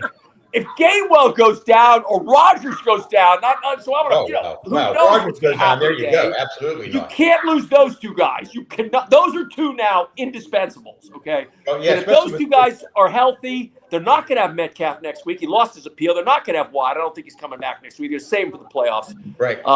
They'll win next week. Yeah, watch it. Take it off. Wait, come back next August. These are the games Tomlin loses. Just look at the history. Now, listen. I don't disagree with that. He does lose them. These are classic scenarios where he goes on the road. He's a favorite. This is a sub 500 team, and they lay an egg. They lay an egg. Yeah, and they don't have to win it as much as Gary. They do not have to win this game. This is not a must-win game. This is a must-win. It's a must-win today.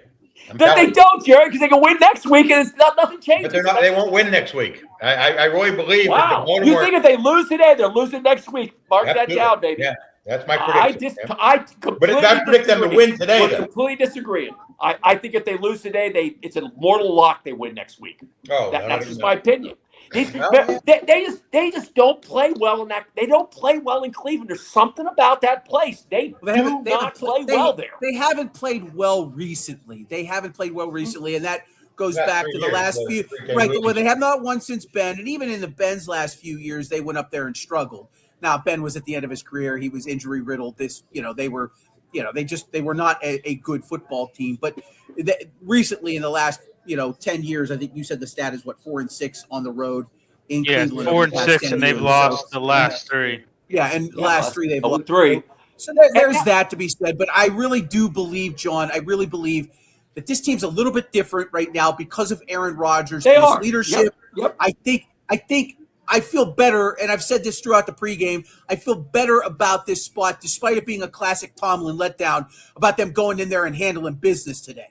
Yeah, I'm not picking the Browns to win. I mean, if you're going to tell me who's win, I think it's Steelers. I think I'll go back on my let's get all the fixed stuff out. As I said, if the Steelers are down, I'm going to go back. Because if I said the Steelers are down, if the Steelers are only up by 7 going to the fourth, they're going to lose. Well, I think the Steelers are going to win this game 20-19. They're going to find it. They're going to win because Shedeur Sanders is so horrific. I cannot imagine any scenario, even with the refs or the game fixed, of him winning. So he'll do something stupid at the end or something crazy will happen where actually the Steelers win. So I'm picking the Steelers to win 2019. I like the Browns and the points, Steelers to win. What do you got, Jerry? 18-10 Steelers with 6 Chris Boswell field goals. Well, it's going to be bad conditions, but you're probably right. Remember, he's the one thing about Boswell is he's shown he's human now. He's missed a couple. Yeah, I know. He should have made. That's kind of scary. That's kind of scary. But I really think that the Browns, with Myles Garrett, he's going to come up with 3 sacks. Oh yeah. No, it's going to be close. This game will. I do not see a blowout here. I just don't see a blowout.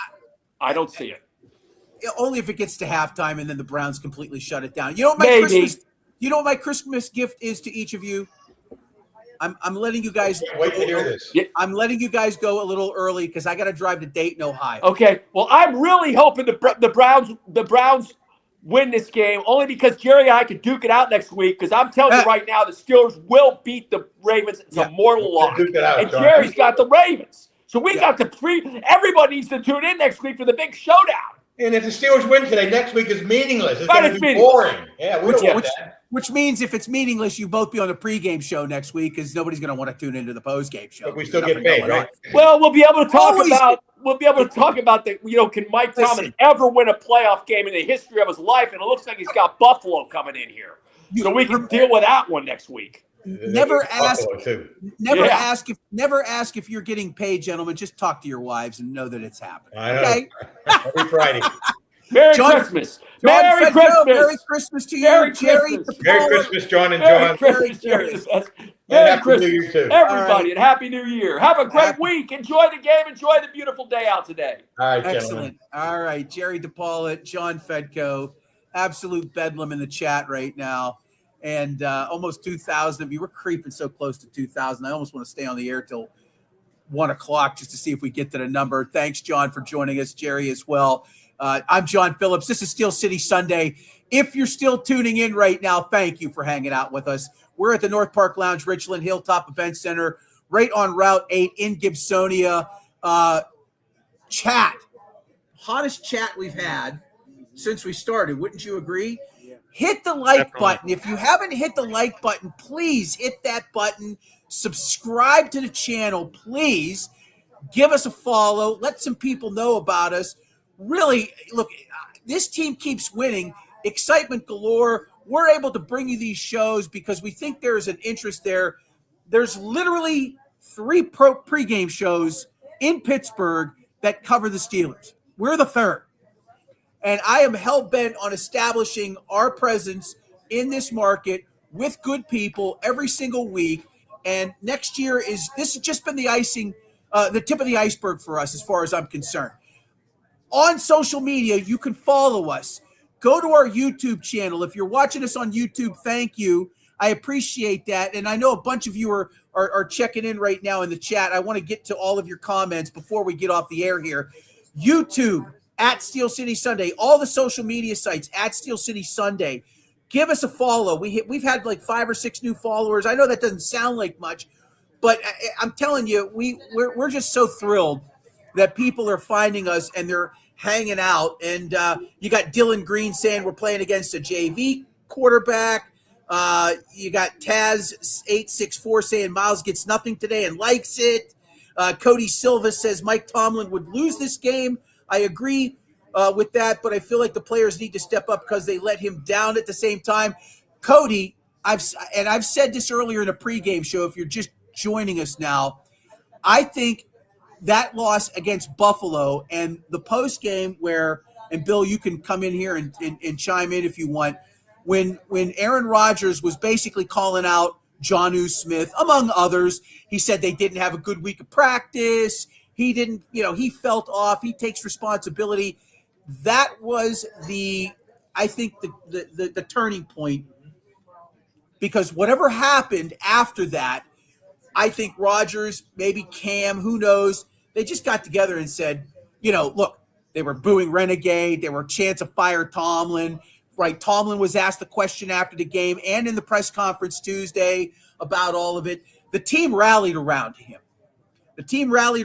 And I don't think that team is going to take a powder today. I think they show up today, and I think they get it done. I think they needed a guy like Rodgers, obviously the voice in the locker room, the storied veteran, to say those things, because I think it lit a fire under a lot of these guys' ass, and they're like, okay, we've got to change here, or we're going to let this thing go south really quick. And I agree. That was the turning point. Definitely. I agree with that. Yeah. I mean, he just, he did point out some of the deficiencies in the other, teammates and things like that. But he also took responsibility, which is the mark of a leader and a true leader. Yeah, absolutely. He's been great. And as I said, I'd sign up for another year. We're going to have to see how things play out. Okay. We'll have to see how things play out. Win today makes things a lot easier. And again, I'm not of the mindset that we want to have a meaningful game, and you don't. You want to have a week off to prepare for whoever it is you're going to face, because you're either the 4 seed or your vacation starts in 7 days. You're either the 4 seed facing the 5 seed, and you have time to prepare based on watching what others do while you're trying to nurse injuries, and you hopefully get TJ Watt back, right? You hopefully have him back. You have DK Metcalf back at that point in time. And you're a fully functioning team that even if they were to win today, and it doesn't matter what next week happens, you're taking that into a playoff game. And again, it's either going to be Buffalo most likely or Houston. It'll be one of the two. Yeah. It's going to be one of the two. I can't see the Chargers getting out of the 7 seed right now. I can't see it happening. Not after what we saw last night. Yeah, not after last night. Certainly not. And we're going to hang out for a few more minutes. I do appreciate all of you in the chat talking to us. We are new. If you're like, I can't believe I didn't find this channel. I see some of you in there talking about, hey, we're new. It's a new show. We just started this year. We've got a lot of programming in store for you. We do shows 4 nights a week here on the channel. Mondays and Tuesdays at 7 o'clock. I host Pittsburgh Sports Tonight, dusting off my old chops from radio days of hosting shows here in Pittsburgh. Mondays and Tuesdays at 7 o'clock, Pittsburgh Sports Tonight. I'll be on the air tomorrow night at 7 and Tuesday night live programming. And then after the first of the year, on Wednesdays and Thursdays, brand new programming from Bill Akins. Bill hosts a show on Wednesday nights at 8 o'clock called the Pittsburgh Sports Desk. And then on Thursday nights, he's got the Gridiron Weekly Show. And we've got more content and programming coming in 2026. It helps when people like yourself are involved, when you're chatting us up, when you're liking, subscribing, hitting the follow buttons. really means a great deal. We're just getting warmed up. I think we've got a lot of room to grow and a lot of opportunity for us to continue to with some new programming. I had a nice conversation this week with somebody. If I said his name, you would absolutely know who it is. I want to build. I should have done this 10, 11 years ago. When Andrew Filipponi told me to do this in 2014, I shrugged it off. Big mistake on my part. But at 56, I don't care. I'm doing it. I'm doing it now, and we're gonna make this work. We hope that people like yourself continue to tune in, and we can't thank you enough. Quick thanks to Arch Masonry and Restoration, one of our great sponsors. They've been with us since week one, much like North Park Lounge, Richland, and the Hilltop Event Center. If you're a brick mason or block mason in the Pittsburgh area, if you finish concrete, if you're not working, Arch is, and they're looking for you. 412-564-5733, archmasonryinc.com. They hire laborers, inexperienced, no experience, no problem. They have programs that can help you get into a building trade. They train you on the job. Arch Masonry and Restoration, I've been working with them for over a decade. They care about their employees, competitive wages, great benefits program. Check them out, archmasonryinc.com. All right, final thoughts, Bill Akins. What do you have to say about today's game? Who is going to win and why? Well, I think the Steelers are going to win. My biggest concern, I guess, is the weather. I mean, number one, I think it's going to be pretty nasty. We're going to have a lot of rain and wind. But listen, I think the Steelers are going to win. My biggest concern is, these Jim Schwartz defenses fare pretty well against the Steelers, and I want to see Rodgers upright. I want to see the offensive line continue to do a great job. And they've done, in recent weeks, they've been tremendous in protecting Rodgers. I want to see that happen because Jim Schwartz defenses have a tendency, he emphasizes his secondary being able to cover longer so the rushers can get home, and so the pass rushers have time to get home. I don't want to see that today. I want to see them be able to, neutralize the pass rush. Myles Garrett's going to be playing like a guy with his hair on fire. He's one sack away from getting a record. Right. Yeah. And people say, well, he wants to win the game as well. Yeah, he wants to win the game as well, but he's focused on getting that record. Let's make no mistake about it. So, but yeah, I think the Steelers win today. I think it's going to be a low-scoring game. I'm looking at I'm going to go with 17-10 Steelers. I say Steelers 20, Browns 6. I think the defense today has their best. Look, again, terrible opponent, right? They've beaten the terrible opponents all season long. I don't think they're going to give up much rushing yardage. I think Shedeur Sanders throws at least 2 interceptions today, if not 3. I think the Steelers run and pass with Gainwell and Warren effectively. I don't think Rodgers throws the ball more than 25 times today. I think the Steelers win this one comfortably 20-6. That's going to wrap up our pregame show, folks. Can't thank you enough. We had a really nice show today. All of you guys in the chat, thank you so much on YouTube. For just checking in, everybody on Facebook and all the different platforms where you might be watching, whether it was on Paul's X page. I know Paul has been a mensch to put us on his page to boost some viewership. Again, folks, at Steel City Sunday on all the social media sites. Please, if you're on X right now, take 30 seconds and go to YouTube and find us on YouTube at Steel City Sunday. I can't thank you enough for those of you that have already subscribed today. We picked up some subscribers on YouTube. If you're on X right now, if you can get to our X page at Steel City Sunday, there is a link to our YouTube channel on our X page at Steel City Sunday. So if you're watching on Paul's channel or on Paul's X page, please come on over to ours. Follow us on X, and then give us a follow on YouTube.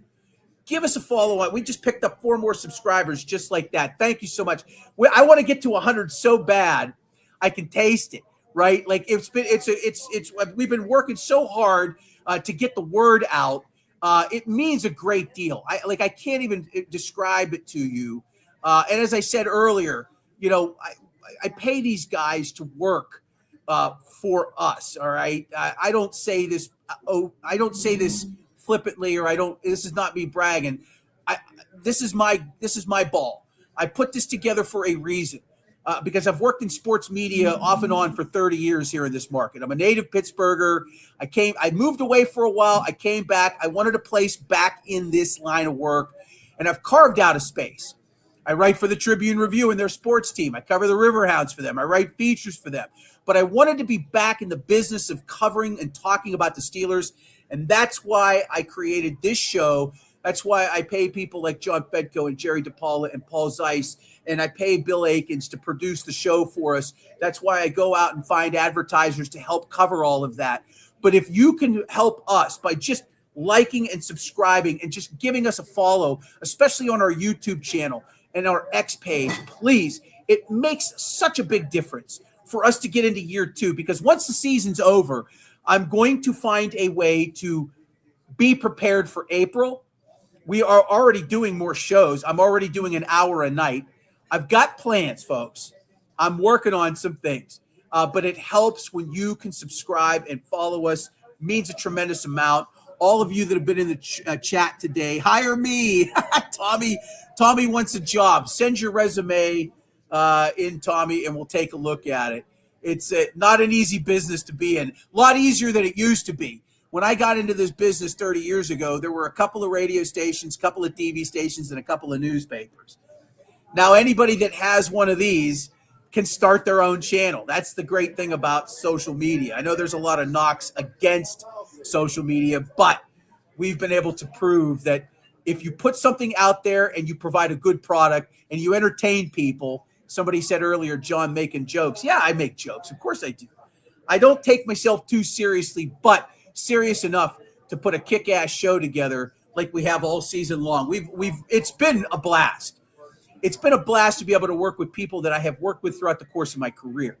I used to work with John Fedko at Channel 11. I used to work with Paul Zeiss at 93.7 The Fan. I used to work with Jerry DePaula covering high school football games on Clear Channel Radio many, many years ago. Zig Fracassi and I over 30 years ago in Las Vegas, Nevada, working together.